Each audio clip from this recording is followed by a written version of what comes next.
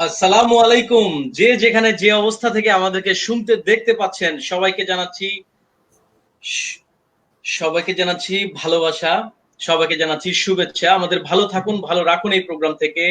আজকে আমাদের সাথে আহ এমন একজন অতিথি এসেছেন যে আসলে যিনি কিনা জীবন বদলানোর জন্য আপনাদেরকে পরামর্শ দিবেন, দিক নির্দেশনা দিবেন। আমরা আশা করি আগত এক এক ঘন্টা অনেক মনোযোগ দিয়ে এই অনুষ্ঠানগুলো দেখব, এবং আমরা যারা নিজেরা দেখছি এবং অন্যকে দেখানোর জন্য এই অনুষ্ঠানটি লাইভটি শেয়ার করে দিবেন। আশা করি প্রত্যেকের কাছে আমাদের অনুরোধ, এবং আমাদের ভালো থাকুন, ভালো রাখুন পেজটি লাইক, কমেন্ট এবং শেয়ার করে পেজটিকে আরো বেশি মানুষের কাছে পৌঁছে দেওয়ার জন্য আপনারা সবাই এই ভালো থাকার এবং ভালো রাখার যুদ্ধে সামিল হবেন আশা করি।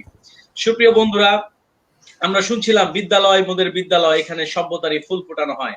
আজকের এই প্রোগ্রামটি আমাদের সেভাবেই সাজানো হয়েছে। বিদ্যালয় থেকে আমাদের কর্মক্ষেত্রে যাওয়ার জন্য বিদ্যালয় থেকে আমাদের কিভাবে প্রস্তুতি নিতে হবে, কি কি করতে হবে, কি কি করতে হবে না, এইসব বিষয়ে আমাদের একজন এইচআর এক্সপার্ট, এইচআর প্রফেশনাল আমাদের আজকে দিবেন দিক নির্দেশনা। সুতরাং আপনারা মনোযোগ দিয়ে শুনবেন। যারা এখনো জয়েন করেননি তাদেরকে আমি অনুরোধ করব, যারা ক্যারিয়ার ওরিয়েন্টেড মানুষ রয়েছেন, যারা ক্যারিয়ার প্রত্যাশী, দয়া করে জয়েন করুন। এই করোনা আতঙ্কের এই সময়টাতে নিজেকে প্রস্তুত করার এখনই সময়। এমন সময় আপনি হয়তো আর নাও পেতে পারেন, এরপর হয়তো আমাদেরকে 200 গুণ, মানে 200 গুণ এফোর্ট দিতে হবে নিজেকে বাঁচিয়ে রাখার, নিজেকে টিকিয়ে রাখার। সুতরাং আমরা দেরি না করে চলে যাবো আমাদের গেস্টের কাছে। আপনারা যারাই এখনো শেয়ার করেননি, আপনারা শেয়ার করেন। আমরা দেখতে পাচ্ছি কিছু কিছু গেস্ট, কিছু হ্যাঁ অংশগ্রহণকারী অলরেডি চলে এসেছে। আমরা অনুষ্ঠানটি শুরু করতে পারি। সুস্বাগতম কাইমুল ইসলাম সোহেল ভাই, আপনাকে আমাদের ভালো থাকুন ভালো রাখুন প্রোগ্রামে। কেমন আছেন আপনি? আলহামদুলিল্লাহ ভালো আছে। আরিফ ভাই, ধন্যবাদ আপনাকে আজকের অনুষ্ঠানে আমাকে লাইভে নিয়ে আসার জন্য। সো যারা শুনছেন, যারা শুনবেন এবং যারা পরবর্তীতে দেখবেন তাদের সবাইকে শুভেচ্ছা। Thank you very much. আজকের টপিকটা হচ্ছে ক্যাম্পাস টু কর্পোরেট। আমি যদি একটু সহজবোধ্য ভাষায় বলি, যেহেতু আমি সবসময় সাবলীল ভাষায় কথা বলি, যাতে আমার এই আমি প্রোগ্রামগুলো করি ভাই আপনাদের একজন পুত্র শিষ্য হিসেবে। আমরা গ্রামের মানুষ, গ্রামের ছেলে, গ্রাম থেকে বড় হয়েছি। গ্রামের মানুষদেরকে আসলে এটা একটু পৌঁছাতে চাই, আর যার জন্যই অনুষ্ঠানগুলো একটু সাবলীল ভাবে করার চেষ্টা করি। ক্যাম্পাস বলতে আমরা বুঝি আমরা যে প্রতিষ্ঠানে পড়াশোনা করি, যে আঙিনাটা, যে প্রাঙ্গণটাতে আমাদের পড়াশোনা হয় বছরের পর বছর, সেটাই হচ্ছে ক্যাম্পাস। সেই ক্যাম্পাস থেকে আমরা যে কর্মক্ষেত্রে, সেটা হোক সরকারি বেসরকারি, হোক সেটা আধা সরকারি এনজিও, যে কোনো জায়গায় হোক সেটা কোনো বাইরের কোনো দেশে, যে কোনো জায়গায় যেতে হবে। কর্মক্ষেত্র হচ্ছে কর্মক্ষেত্র। সেই ক্যাম্পাস থেকে কর্মক্ষেত্রে যাওয়ার জন্য কি ধরনের প্রস্তুতি, মানসিক, শারীরিক, এবং আমাদের কি কি দক্ষতা অর্জন করতে হবে, কি কি করতে হবে, কিভাবে করলে আপনি খুব ভালোভাবে রপ্ত করতে পারবেন, সব বিষয়ে আজকে আমাদের মাঝে এইচআর এক্সপার্ট জনাব সোহেল ভাই আমাদেরকে বলবেন এবং দিক নির্দেশনা দিবেন। আশা করি সকলেই ভালো কিছু শিখতে পারবেন। আমরা দেখতে পাচ্ছি ইতিমধ্যে অনেক মানুষ জয়েন করেছে, তাদের কথা না বললেই নয়। জয়েন করেছেন Khandaker Shafiqul Hasan Ujjwal, I am here, thank you ভাই। Shahriar Fahim here sir, thank you. Sohel Rana Shanto, Arif ভাই আজকে কিন্তু আপনাকে অনেক সুন্দর লাগছে, থ্যাংক ইউ ভেরি মাচ। আজকে আসলে একটা ইন্টারভিউ দিয়েছি তো সোহেল, দেশের বাইরে, এই জন্য ভালো লাগাটা বেশি। তো Mahtab Abdullah Manzur, keep the good work up Arif ভাইয়া এবং সোহেল ভাইয়া, wish you very best of luck. Thank you Manzur, thank you সাথেই সো থাকা, মাচ। লাইক শেয়ার করে দাও। এমএইচ রিমন বলেছেন মনে হয় ভালো কিছু শিখতে পারবে এখান থেকে। থ্যাংক ইউ ভেরি মাচ বন্ধু, শেয়ার করে দাও লাইভটি। এবং এলাকার, তুমি যেহেতু একজন লিডার, কমিউনিটি লিডার, তুমি শেয়ার করলে এটা আরো অনেক মানুষ দেখবে আশা করি। তো সোহেল ভাই, আমরা চলে যাচ্ছি আমাদের টপিকে, ক্যাম্পাস টু কর্পোরেট। এই বিষয়টা শুনলেই আমার মধ্যে একটা থ্রিলিং চলে আসে যে আসলে কি, এখন আমরা কি করছি, আমাদের যে যারা এখন জুনিয়র, যারা শিখছে, তারা কত সুযোগ পেয়েছে আসলে আপনাদের মতো মানুষজনদের কাছ থেকে। তারা সব দিক নির্দেশনা পাচ্ছে, যেখানে যেটা আমাদের সময় ছিল, কি বলবো, কল্পনাতীত ছিল, কল্পনাতীত, যে ক্যাম্পাস টু কর্পোরেট কি করব না করব। এই বিষয়টা নিয়ে এই বিষয়টা নিয়ে আপনি কাজ করছেন বহুদিন। আপনি একজন ট্রেনার, কর্পোরেট ট্রেনার, আপনি হেড অফ এইচআর হিসেবে আছেন আরএসপিএল গ্রুপে। তো আপনার মানে কি জায়গাটা থেকে, মোটিভেশনের জায়গাটা কি, এইভাবে আপনি চাকরি করছেন? আপনি তো ভালোই ছিলেন বা ভালোই আছেন, কি কি কারণে আপনি এইভাবে আমাদেরকে শেখাতে আসলেন, একটু যদি বলতেন। So thank you very much Arif ভাই, অনেক কথা আসলে বলে ফেলেছেন। আপনি শুধু গ্রামের না, গ্রাম থেকে আমরা উঠে আসছি। আমার মনে হয় আমরা সবাই গ্রাম থেকে উঠে আসি বেশিরভাগ মানুষ। সো আমরাও চাই আসলে ওই যে বলেছেন যে গ্রামের মানুষদের কাছে এটা পৌঁছে যাক। আমি শুধু বলবো গ্রামের না, আমাদের সকল স্টুডেন্টদের কাছে এটা পৌঁছে যাক। বিকজ অফ যারা যেখানেই আছি, আমরা যারা পড়াশোনা করছি তাদের যে লেভেলই থাকি না কেন, যে ইউনিভার্সিটিতেই পড়ি না কেন, এবং সেটা যেখানেই হোক না কেন, প্রত্যেকটা মানুষেরই আসলে শিখার শেষ নেই। আপনি এবং আমি, আমরা আজকে এই ক্যারিয়ারের লেভেলে এসেও কিন্তু আজ শিখছি, এখনো শিখছি, আমরা প্রতিদিন শেখার চেষ্টা করছি।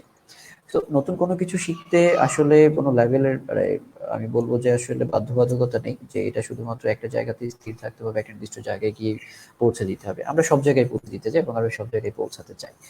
সো আমি যেটা বলবো সেটা হচ্ছে যে আজকের টপিকটা it's really very fantastic and interesting. যে এই জন্যই আমি বলবো, কারণ হচ্ছে এটার মাঝে আমরা অনেক কিছু নিয়ে কথা বলতে পারবো।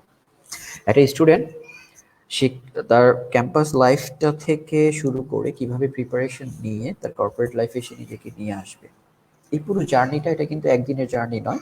এবং এই পুরো জার্নির মাঝে তার ছোট ছোট ব্যাপার অনেকগুলোকে এক জায়গায় করে তারপরে হচ্ছে অনেক বিশাল বড় একটা প্রাপ্তির জন্য অপেক্ষা করতে হয়। সো আমরা যদি কথা বলি, প্রথমে আমি বলবো হচ্ছে ক্যাম্পাস লাইফটা যেটা আমরা সবাই পার করে চলে আসছি। ইনফ্যাক্ট আমি বলবো হচ্ছে আরিফ ভাই যদি আবার সুযোগ পান, ইনফ্যাক্ট আমাকে যদি বলা হয় যে আমরা আবার ক্যাম্পাসে ফিরতে চাই কিনা, আমি বলবো চাকরি জীবন ছেড়ে ওই জায়গাতে আবার চলে যেতে চাই। কারণ হচ্ছে ওই লাইফটা আসলেই অসাধারণ। কোনো ধরনের কোনো মানে জীবনের বাধ্যবাধকতা থাকে না। তারপরে হচ্ছে কোথাও মানে খামার হারিয়ে যাবার নেই মানা, এই গানের সাথে একেবারেই আমরা একত্বতা বোধ করি ওই সময়টাতে। এখন এসে যদি আমি বলি যে কোথাও আমার হারিয়ে যাবার নেই মানে, তাহলে এটা একেবারেই যেই শুনবে ঘরের সেই ধরে পিটাবে যে হারিয়ে যাবা কই যাবা, আমাকে নিয়ে তো যেতেই হবে। তো সেটা হচ্ছে যে আমরা এখন আর বলতে পারি না যে কোথাও আমার হারিয়ে যাবার নেই মানে, এখন আমরা বলতে হয় যে কোথাও আমার হারিয়ে যেতে হলে সেটা ঘরের ভিতরেই হারাতে হবে। ডাইনিং রুম থেকে হচ্ছে কিচেনে, অথবা কিচেন থেকে হচ্ছে লিভিং রুমে। এর বাইরে হারাবার সুযোগটা আসলে আমাদের নেই। বাট স্টুডেন্টদের জন্য সেই সুযোগটা অনেক বেশি আছে, যেটা আমরা করে এসেছি আমাদের সময়। আমি যেটা বলবো, এই যে হারিয়ে যাওয়ার সুযোগ যেটা আছে, এই সুযোগটুকু আমি কতটুকু নিচ্ছি, একই সাথে নিজেকে তৈরি করার জন্য আমি কতটুকু প্রস্তুতি নিচ্ছি, এই দুটো জিনিসকে আমি একই সমান্তরালে তৈরি করছি কিনা, দ্যাট ইজ ইম্পর্টেন্ট।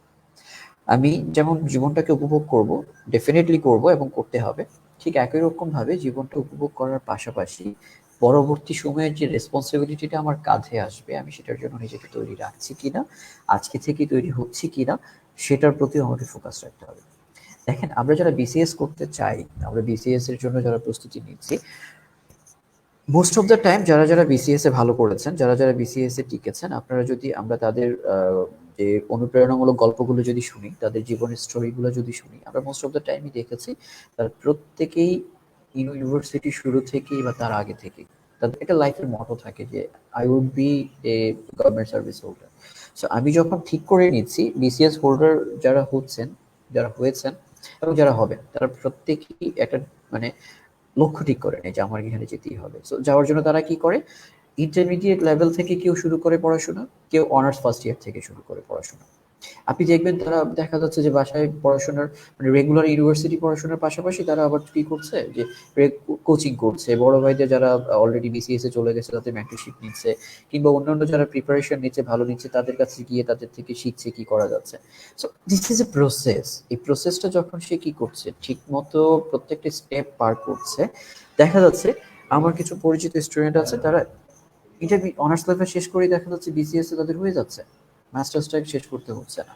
আবার কিছু কিছু আছে মাস্টার্স শেষ করে তার বিসিএসটা হয়ে যাচ্ছে। আবার কিছু কিছুকে আমি দেখেছি, ভেরি অনেস্টলি স্পিকিং, মাস্টার্স শেষ করে বছরের পর বছর বসে আছেন, ৩-৪ বছর পর হঠাৎ করে তার বিসিএসটা হয়েছে। তাহলে ব্যাপারটা হচ্ছে যে দেখেন, কারো অনার্স শেষ করে সাথে সাথে পরের বছরই তার হয়ে গেছে, কারো দেখা যাচ্ছে কি মাস্টার শেষ করে হচ্ছে, কারো কি হচ্ছে অনার্স মাস্টার শেষ করেছেন, করে ২-৩ বছর বাসায় বসে এর পড়াশোনা করছেন, নিজেকে তৈরি করছেন, অন্য কোথাও যাচ্ছেন না, অ্যান্ড দেন কি হচ্ছে তার সে ওই জায়গাতে আসছে। তাহলে প্রত্যেকটা মানুষের প্রিপারেশনের এক একটা লেভেল আছে, এক একটা স্টেজ মেনটেন করতে হচ্ছে, প্রত্যেকটা জায়গা থেকে শেষ করেই কি হচ্ছে তাকে সামনে আগাতে হচ্ছে। এখন আমার প্রশ্ন হচ্ছে, একজন মানুষ অনার্স শেষ করেই সে কেন হয়ে যাচ্ছে, আরেকজন কেন তাকে শেষ করে আরো ৪-৫ বছর অপেক্ষা করতে হচ্ছে? বিকজ অফ ওই যে ফলো যে করছে প্রসেসটা, সেখানে নিশ্চয়ই কোথাও একটু গ্যাপ আছে। তার প্রসেস ফলোটা হয়তো সে স্টার্ট করেছে হচ্ছে, এমন হতে পারে ফোর্থ ইয়ারে, জিনিস হয়তো দেখা যাচ্ছে মাস্টার্সে 3 বছর পরে পেয়েছেন। আবার হতে পারে যে কিভাবে শুরু করেছিলেন ফার্স্ট ইয়ার থেকেই, বাট জিনিস হয়তো সে কিভাবে শুরু করবেন সেই জিনিসটা গুছিয়ে উঠতে পারেন নাই বলে হয়তো তিনি শেষে বিসিএসটা পেয়েছেন হচ্ছে হয়তো 3-4 বছর পর। তো আমার কথা হলো বিসিএসটার জন্য যেমন আপনি এত কষ্ট করে এতটা সময় নিয়ে নিজেকে তৈরি করছেন, একটা কর্পোরেট জব, সরকারি চাকরির পাশাপাশি আমরা সরকারি চাকরির পরিবারের চাপগুলো 10 টাইমস জব যে জায়গাতে আমাদের বেশি আছে, সেই জায়গাটার জন্য আমরা বলি নিজেকে তৈরি করার নিশ্চয়ই কিছু না কিছু আছে। আমি হয়তো সরকারি চাকরির মধ্যে এত বড় আকারে নিজেকে তৈরি করতে না হলেও সেই জায়গার জন্য আপনাকে নিশ্চয়ই কিছু না কিছু তৈরি করতে হবে। আপনাকে হয়তো দেখা যাচ্ছে যে এমসিকিউ এর জন্য, রিটেনের জন্য যেমন প্রিপারেশন হয়তো সরকারি চাকরির জন্য নিতে হয়, কিন্তু বেসরকারির জন্য হয়তো নিতে হচ্ছে না। কিন্তু বেসরকারি চাকরির জন্য আপনাকে কমিউনিকেশন স্কিলটা যেমন ডেভেলপ করতে হবে, বেসরকারি চাকরির জন্য আপনার প্রেজেন্টেশন স্কিলটাকে ডেভেলপ করতে হবে, বেসরকারি চাকরির জন্য আপনার ওয়ে অফ দ্য কমিউনিকেশন, আপনার ইন্টার কমিউনিকেশন স্কিল গুলোকে যেমন ডেভেলপ করতে হবে।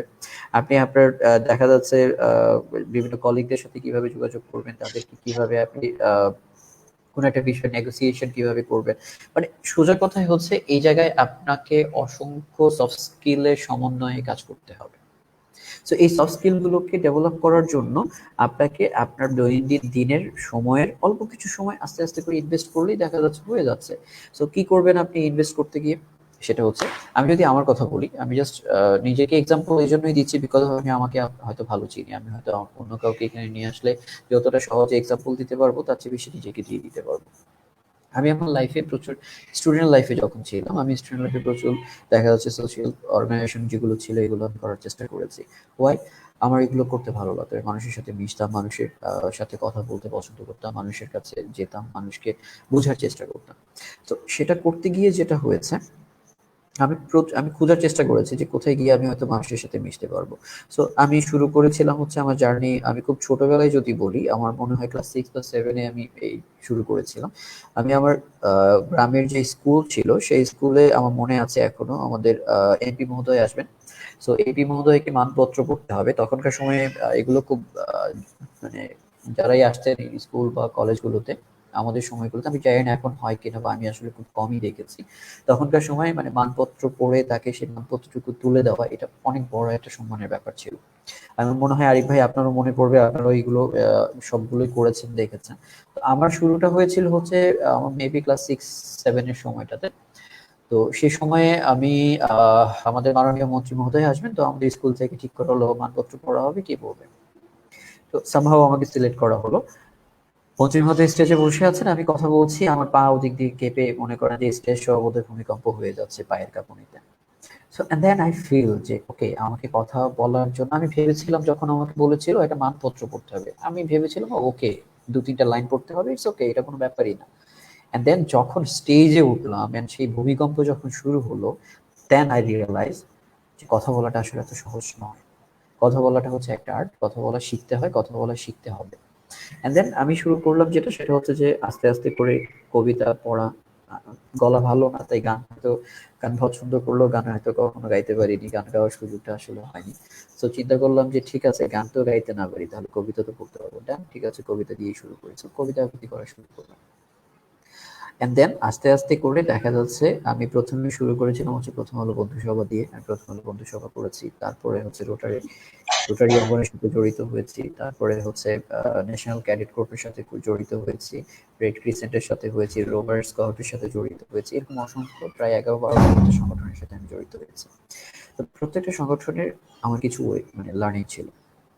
লাইক বন্ধু সভা থেকে আমি যেটা শিখেছি সেটা হচ্ছে কিভাবে একটা মিটিং চালাতে হয়, কি করে কিছু মানুষকে এক জায়গায় জড়ো করতে হয়। দেখেন বন্ধু সভায় আমাদের কোনো বেনিফিট ছিল না, আমাদের বন্ধু সভায় শুধু একটা জিনিসই ছিল, সেটা হচ্ছে আপনি যদি ভালো লিখতেন প্রথম আলোতে সেটা ছাপানো হতো বন্ধু সভায় পাতাতে। কিন্তু ছেলেপেলেদেরকে এই উৎসাহ দিয়ে, লেখালেখির উৎসাহ দিয়ে আমাদেরকে কি করতে হতো, মিটিং এ ডাকতে হতো। এন্ড ছেলেদেরকে ডাকা, এক জায়গায় আনা, অর্গানাইজেশন কিভাবে করতে হয়, অর্গানাইজ করতে হয়, ছেলেদেরকে নিয়ে প্রোগ্রাম কিভাবে করতে হয়, এবং বছরে কিছু বড় বড় বিগ বাজেট প্রোগ্রাম আসতো, আমাদের জন্য লাখখানেক টাকা আসতো, সেই লাখখানেক টাকা কিভাবে খরচ করব, কিভাবে এটাকে গুছিয়ে নিব, টাকা কিভাবে সেভ করব। আমার লার্নিং ছিল ওই জায়গা থেকে, একটা বড় প্রোগ্রাম কিভাবে অ্যারেঞ্জ করতে হয়, কিভাবে অনেকগুলো মানুষকে গ্যাদারিং একসাথে করতে হয়, কিভাবে মানুষগুলোকে শুধুমাত্র সাহিত্যের দিকে টেনে তাকে এক জায়গায় করতে হয়। এন্ড দেন আমি রোটারি করলাম, রোটারি ছিল হচ্ছে আমি বলবো আমার লাইফের সবচেয়ে মানে সবচেয়ে বেশি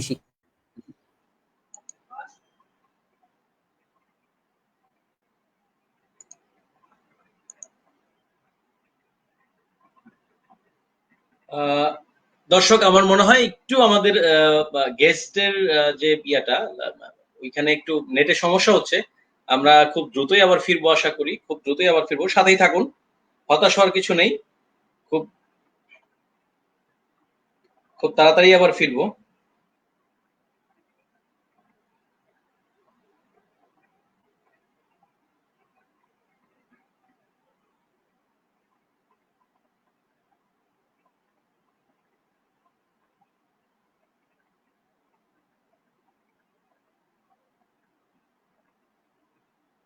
হ্যাঁ সোহেল ভাই,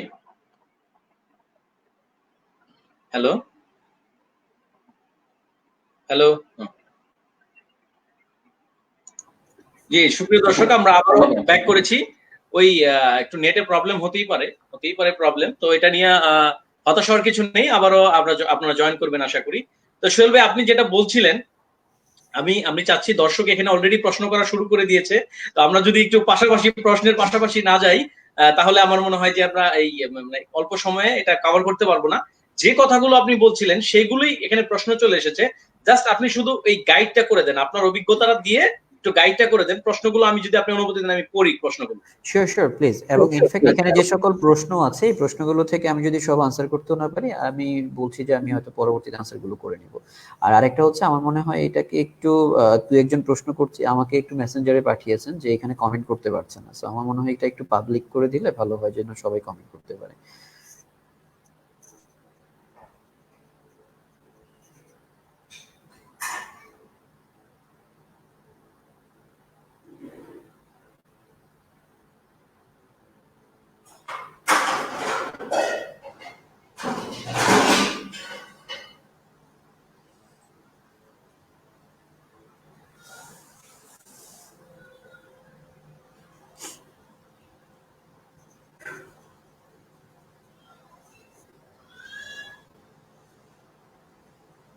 হ্যাঁ সোহেল ভাই, শুনতে পাচ্ছেন?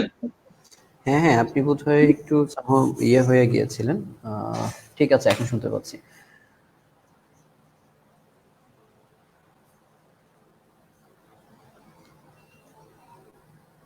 হ্যাঁ, নেট নেট কান আমি আবার ডাটা থেকে, মোবাইল ডাটা থেকে গিয়েছি। হ্যাঁ ওকে। সো হ্যাঁ, ঠিক আমি হয়ে যাবে। বলবো এটা নেট নিয়ে নেট আসলে প্রবলেম। আমাদের ভিউয়ার যারা আছেন তারা আমার মনে হয় বদার হওয়ার কিছু নেই, বিকজ অফ এটা হচ্ছে আমরা আসলে এই সুযোগ নিচ্ছি।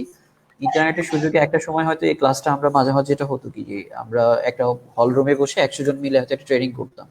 আজকে হয়তো ইন্টারনেটের কল্যাণেই আজকে আপনার দুইজনই বাসায় বসে দুটো একটা সেশন চলছে, এবং আমাদের সাথে জি। থাউজেন্ডস অফ ভিউয়ার্স কানেক্টেড হবেন বা হচ্ছেন, এবং পরবর্তীতে এই মানুষগুলো দেখবেন। সো কিছু কিছু প্রবলেম হতেই পারে, লাইভ ক্লাসে যেমন প্রবলেম হয়, মানে আমরা ক্লাসরুমেও প্রবলেম হতে পারে। সো লাইভ ক্লাসের প্রবলেম গুলোকেও মানে সেভাবেই ভালোবেসে গ্রহণ করে নিবে সবাই, এটাই আমরা বিশ্বাস করছি। Thank you. আমরা প্রশ্নে চলে যাব সোহেল ভাই। প্রশ্ন এসেছে, আমাদের সাথে আরো অনেক মানুষ জয়েন করেছে।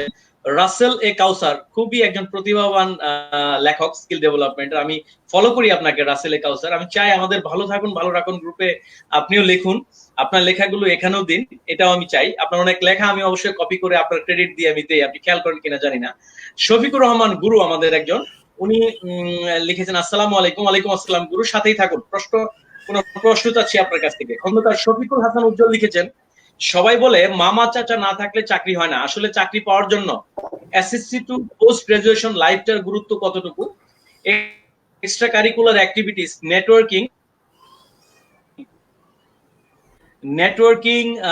এবং বাস্তব অভিজ্ঞতা কতটা জরুরি, সে বিষয়ে বিস্তারিত আলোচনা চাই। সার্টিফিকেট সর্বস্ব পড়াশোনা কতটা ভয়ঙ্কর, সেটারও ডিটেইলিং চাই। উনি আরেকটা প্রশ্ন যোগ করেছেন সাথে, অপেক্ষা না করে শুরু করা কতটা জরুরি, খুবই গুরুত্বপূর্ণ আমাদের আজকের এই প্রোগ্রামের টপিকের সাথে যায়। সোহেল ভাই, আশা করি আপনি এটা থেকে শুরু করবেন আপনার ক্যাম্পাস আমি আসলে প্রশ্নের উত্তরটা দিব জার্নিটা। হচ্ছে, শফিক ভাই যে প্রশ্নটা করেছেন যে অপেক্ষা না করে শুরু করাটা কতটা জরুরি, এটার আনসারের উত্তরটা হচ্ছে শফিক ভাই আপনি নিজেই। কারণ হচ্ছে শফিক ভাই তার চাকরি জীবন শুরু করেছে, আমি ওনাকে পার্সোনালি চিনি। তার চাকরি জীবন শুরু করেছিল হচ্ছে ইন্টারমিডিয়েটের পরপরই। আজকে ওনার বয়স আমার মনে হয় আমার চেয়ে বেশি হবে না। সো উনি কিন্তু একটা কোম্পানির রিজিওনাল ম্যানেজার হিসেবে কাজ করছেন। ওনার আন্ডারে thousands of employ, hundred of employees of কাজ করছেন। তো আমি শফিক ভাইকে যদি এক্সাম্পল হিসেবে নিয়ে আসি, তাহলে আমি বলবো যে আহ, আপনার শুরুটা যদি আপনি দ্রুত শুরু করতে পারেন তাহলে যে কোনো সময় শুরু করা উচিত। শফিক ভাইকে এক্সাম্পল হিসেবে নিয়ে উনি যেরকমটা শুরু করার জন্য চিন্তা করেছিলেন, সে একদম খুব অল্পতেই ওনার ইন্টারমিডিয়েট শেষ করার পর আমি সবাইকে বলবো সেই সময় থেকে শুরু করুন। তবে আবার এটাও রিকোয়েস্ট থাকবে, আপনি যদি আপনার লক্ষ্যটা থাকে আরো বড় পড়াশোনার জায়গাটা, যদি আপনি মনে করেন যে না আমি আসলে স্পেশালাইজড কোনো সাবজেক্ট নিয়ে বা টপিক নিয়ে পড়াশোনা করতে চাই, দেন ওই জায়গাতেও ফোকাস করা উচিত। মাস্টার্সটা শেষ করে নিন বা বিবিএটা শেষ করে নিন, তারপরে হচ্ছে চাকরি জীবনে প্রবেশ করুন। সো দুটাই প্যারালালি ইম্পর্টেন্ট, নির্ভর করবে হচ্ছে আপনি আসলে কোনটাতে ফোকাস করতে যাচ্ছেন। আচ্ছা, উনি একটা প্রশ্ন যেটা যে ইয়াগুলা করেছেন যে নেটওয়ার্কিং, তারপর হচ্ছে স্কিল ডেভেলপমেন্টের যে বিষয়টা এবং SSC to post graduate level, এই সময়টা কতটা জরুরি, যে বিষয়টা এই আপনি আসলে সময়টা আলোচনা নিয়ে আমি করবেন। কথা বলছিলাম, তার মাঝে আমরা হয়তো লাইভটাতে একটু ব্রেক হয়ে গেছিল। আমি যেটা বলছিলাম যে দেখেন, আপনার কমিউনিকেশন বাড়াতে হবে, ওই সময়টাতে কি করতে হবে আগে নিজেকে প্রশ্ন করেন, শর্ট অ্যানালাইসিস করতে হবে। যারা শর্ট অ্যানালাইসিস জানেন না তারা আমি বলবো যে এটা এই মুহূর্তে এটা হওয়ার সুযোগটা কম আছে, বিকজ অফ আমাদের লাইফে আমরা খুব বেশি স্টুডেন্ট লাইফে খুব বেশি শর্ট অ্যানালাইসিস আমাদেরকে করতে হয়। তারপরে আমি একটু জাস্ট মনে করিয়ে দিই, শর্ট অ্যানালাইসিস হচ্ছে এস ডি হচ্ছে স্ট্রেংথ, তারপরে হচ্ছে উইকনেস, তারপরে অপরচুনিটি, তারপরে হচ্ছে থ্রেট। সো আপনি নিজের শর্ট অ্যানালাইসিসটা করে ফেলেন, আপনার স্ট্রেংথটা কোথায়, আপনার উইকনেসটা কোথায়, আপনার থ্রেটটা কি, আপনার অপরচুনিটি গুলো কি। এই জায়গায় যদি আপনার কাছে মনে হয় যে না আমার জন্য পুরো করাটা কষ্টকর হয়ে যাবে, তাহলে অ্যাটলিস্ট আমি বলবো বেসিকটা করেন, স্ট্রেংথটাকে নিয়ে আসুন, উইকনেসটাকে নিয়ে আসুন। আপনার স্ট্রেংথ যেগুলো আছে, ধরেন কোনো একটা মানুষের স্ট্রেংথ হচ্ছে তার কমিউনিকেশনটা অনেক ভালো। স্টুডেন্ট লাইফে আপনাকে এটা করতে হবে যে আপনি কমিউনিকেশনটা অনেক ভালো। তাহলে আমি বলবো হচ্ছে যেহেতু আপনার কমিউনিকেশন ভালো, আপনাকে ওই রিলেটেড কোনো জব খুঁজে নেওয়ার জন্য তৈরি হতে হবে। আমার যদি এরকম হয় যে না আপনার কমিউনিকেশন, আপনি খুব ইন্ট্রোভার্ট টাইপের মানুষ, আপনার পার্সোনালিটি টেস্টটাও আছে, আমি এটার জন্য বলবো হচ্ছে 16 পার্সোনালিটি টেস্ট নামে একটা ওয়েবসাইট আছে, নামটাই হচ্ছে 16 পার্সোনালিটি টেস্ট নামে একটা এমবিটিআই টেস্ট করা হয় ওখানে। আপনি ওই জায়গায় যান, আপনার পার্সোনালিটিটাকে খুঁজে বের করে ওখানে 70-80টা প্রশ্নের উত্তর দিতে হয়, আপনার পার্সোনালিটি টাইপ জানিয়ে দিবে। এবং ওখান থেকেও আপনি আপনার স্ট্রেংথ গুলো খুঁজে পাবেন, উইকনেস গুলো খুঁজে পাবেন, থ্রেট গুলো খুঁজে পাবেন, অপরচুনিটি ভাই খুঁজে আবার পাবেন। যদি ওয়েবসাইটে বলতেন আমি একটু লিখে দিতাম, দর্শকের আম- সুবিধার আমি জন্য আমি একটু লিখে দিতাম। আমি কমেন্ট সেকশনে পুরো ওয়েবসাইটটাকে আমি দিয়ে দিব, ওখানে আমি দিয়ে দিব। ওকে লাইফটা শেষ ওকে, হলে থ্যাংক আমি ইউ থ্যাংক ওখানে ইউ লিখে দিয়ে দেবো। তো সবাই থ্যাংক ওখানে ইউ গিয়ে থ্যাংক ইউ। আপনার পার্সোনালিটিটাকে খুঁজে নেবেন। এখানে 16টা টাইপের পার্সোনালিটি, সাধারণত পৃথিবীর সব মানুষ ওই টাইপগুলোর ভিতরেই পড়ে যায়। তার প্রথম বেসিকটা হচ্ছে ইন্ট্রোভার্ট আর এক্সট্রোভার্ট। আমি ধরে নেন আপনি হচ্ছেন ইন্ট্রোভার্ট। ইন্ট্রোভার্ট মানে হচ্ছে কথা কম বলছেন, মানুষের সাথে কম মিশতে পারছেন, মানুষের সাথে আপনাকে গ্রুপে হয়তো কাজ করাটা একটু ডিফিকাল্ট হয়ে যায়। সো এই ধরনের মানুষদের ক্ষেত্রে এরা আবার ক্রিয়েটিভ কাজ অনেক ভালো করতে পারে। সো আপনি যদি জানেন যে আপনি ইন্ট্রোভার্ট, আপনি হয়তো খুব গ্রুপে মানুষের সাথে কাজ করাটা আপনার জন্য একটু টাফ হয়ে যাবে, আপনি সেই জায়গাটা পারবেন না, তখন আপনাকে কি করতে হবে, ক্রিয়েটিভ যে কাজটা, এরা খুব ক্রিয়েটিভ কাজ পারে, হয়তো দেখা যাচ্ছে আপনি অনেক ভালো গান লিখতে পারেন, অনেক ভালো ছবি তুলতে পারেন, অনেক ভালো আর্ট করতে পারেন, কিংবা আপনি অনেক ভালো গল্প লিখতে পারেন। মানে ইন্ট্রোভার্ট লোকদের ক্রিয়েটিভ কিছু জিনিস থাকে, অথবা খুব ভালো আপনি প্রজেক্ট নিয়ে কাজ করতে পারছেন। সো আপনাকে ওই লেভেলের জন্য তৈরি হতে হবে। বাট এই জায়গাতে আবার আমার একটা সাজেশন থাকবে, যারা ইন্ট্রোভার্ট এই জিনিসটাকে আবার পজিটিভ অর্থেও দেখা যায়, নেগেটিভ অর্থেও দেখা যায়। যারা এক্সট্রোভার্ট পজিটিভ অর্থেও দেখা যায়, নেগেটিভ অর্থেও দেখা যায়। এক্সট্রিম এক্সট্রোভার্ট ভালো না, এক্সট্রিম ইন্ট্রোভার্ট ভালো না। সো আপনাকে কি করতে হবে, ইন্ট্রোভার্টনেসটাকে একটু কমিয়ে আনতে হবে। আমি বলছি না যে পুরোপুরি বের হয়ে যেতে হবে, এক্সট্রোভার্টনেসটাকে একটু কমিয়ে আনতে হবে, আমি বলছি না পুরোপুরি বের হয়ে যেতে হবে। সো এই জায়গাগুলোকে আপনাকে বুঝতে হবে যে আপনার কি কি স্টেপ গুলো মেনটেন করতে হবে, আপনার উইকনেস গুলো কোথায় আছে, এই উইকনেস গুলোকে কোন কোন ধাপে, কয় মাসের ভিতর, কত বছরের ভিতর, কারণ আপনার হাতে 4টা বছর অ্যাটলিস্ট থাকবে অনার্স পুরোটা শেষ করতে। এই 4 বছরে আপনাকে ধাপগুলো ঠিক করতে হবে, আমার উইকনেস হচ্ছে এটা এটা এটা। সো আমার উইকনেস গুলো আমাকে কি করতে হবে, এই 3 মাসের ভিতর আমি এই উইকনেসটাকে দূর করব। নেক্সট 4 মাসের ভিতর আমি আমার এই উইকনেসটাকে ফেলে দিব। তারপরে হচ্ছে 1 বছরের ভিতর আমি আমার এই উইকনেসটাকে বের করে দেবো। ধরে নেন আমি কম্পিউটার, আপনি জানেন যে ইংলিশ এবং এক্সেল এই দুইটা জিনিস হচ্ছে কর্পোরেট ওয়ার্ল্ডের মাস্ট অ্যান্ড ম্যান্ডেটরি। এখন আপনি ধরে নিলেন যে আমি ইংলিশ পারি কিন্তু একটু দুর্বলতা আছে, কথা বলতে গিয়ে আমি একটু হেজিটেশন ফিল করি। এটা আপনার জন্য টার্গেট হচ্ছে 6 মাস। আপনি ধরে নেন 6 মাস, এই 6 মাসে আপনি কি করলেন, আমার এই ইংলিশের দুর্বলতা দূর করবেন। তাহলে কিভাবে করবো, ধরে নেন একটা আপনার বন্ধুদের মধ্য থেকে একটা গ্রুপ বানালেন। আপনি হয়তো আপনার বন্ধুদের মধ্য থেকে না বানিয়ে হয়তো আপনার জুনিয়র যারা আছে কি যে বলে ইউনিভার্সিটি মেটস তাদের থেকে একটা বানাবেন, অথবা আপনার ফ্যামিলি মেম্বারদেরকে নিয়ে একটা গ্রুপ বানাবেন, বানিয়ে প্রতিদিন 1 ঘন্টা করে ইংলিশ প্র্যাকটিস শুরু করলেন। আপনি দেখলেন যে আপনার ইংরেজিতে একেবারেই দুর্বল, আপনি ভালোভাবে ঠিক কথা বলতে পারছেন না, সো আপনি কি করলেন, নিজের সাথে নিজে কথা বলা শুরু করলেন। আপনি ভয় পাচ্ছেন, আমি যদি এভাবে কথা বলি, ভুল কথা বললে মানুষ হয়তো ভুল ভাবতে পারে, আমাকে নিয়ে হাসাহাসি করবে, লজ্জা পাচ্ছেন, ভুলে যান সবকিছু। আয়নার সামনে দাঁড়িয়ে আয়না কোনোদিন আপনাকে নিয়ে হাসবে না, যদি না আপনি হাসেন। আপনি হাসলে আয়না হাসবে, আপনি কাঁদলে আয়না কাঁদবে, আপনি যাই করেন আয়না তাই করবে। সো আয়নার সামনে দাঁড়িয়ে আপনি ভুল বললে আয়না আপনাকে কিছুই বলবে না, ভুল বলে হাসবেন, অথবা আপনাকে জাস্ট চিয়ার আপ করবেন, আয়নাও আপনাকে চিয়ার আপ করবে।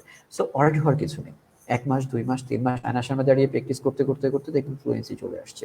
অ্যান্ড দেন আবার হচ্ছে আমি বলবো একটা গ্রুপ করুন। অ্যাটলিস্ট গ্রুপটা কেন করতে হয়, আমার ভুলটা কোথায় হচ্ছে, আমি নিজের ভুলটা নিজে ধরতে পারবো না, আমার সাথে যখন আর 2, 4, 5 জন থাকবে যারা ভালো ইংলিশ জানছে, অথবা যারা আমার সাথে প্র্যাকটিস করবে, তারা আমাকে একটু হলেও সাহায্য করবে, আমি সেটা থেকে বের হয়ে গেলাম।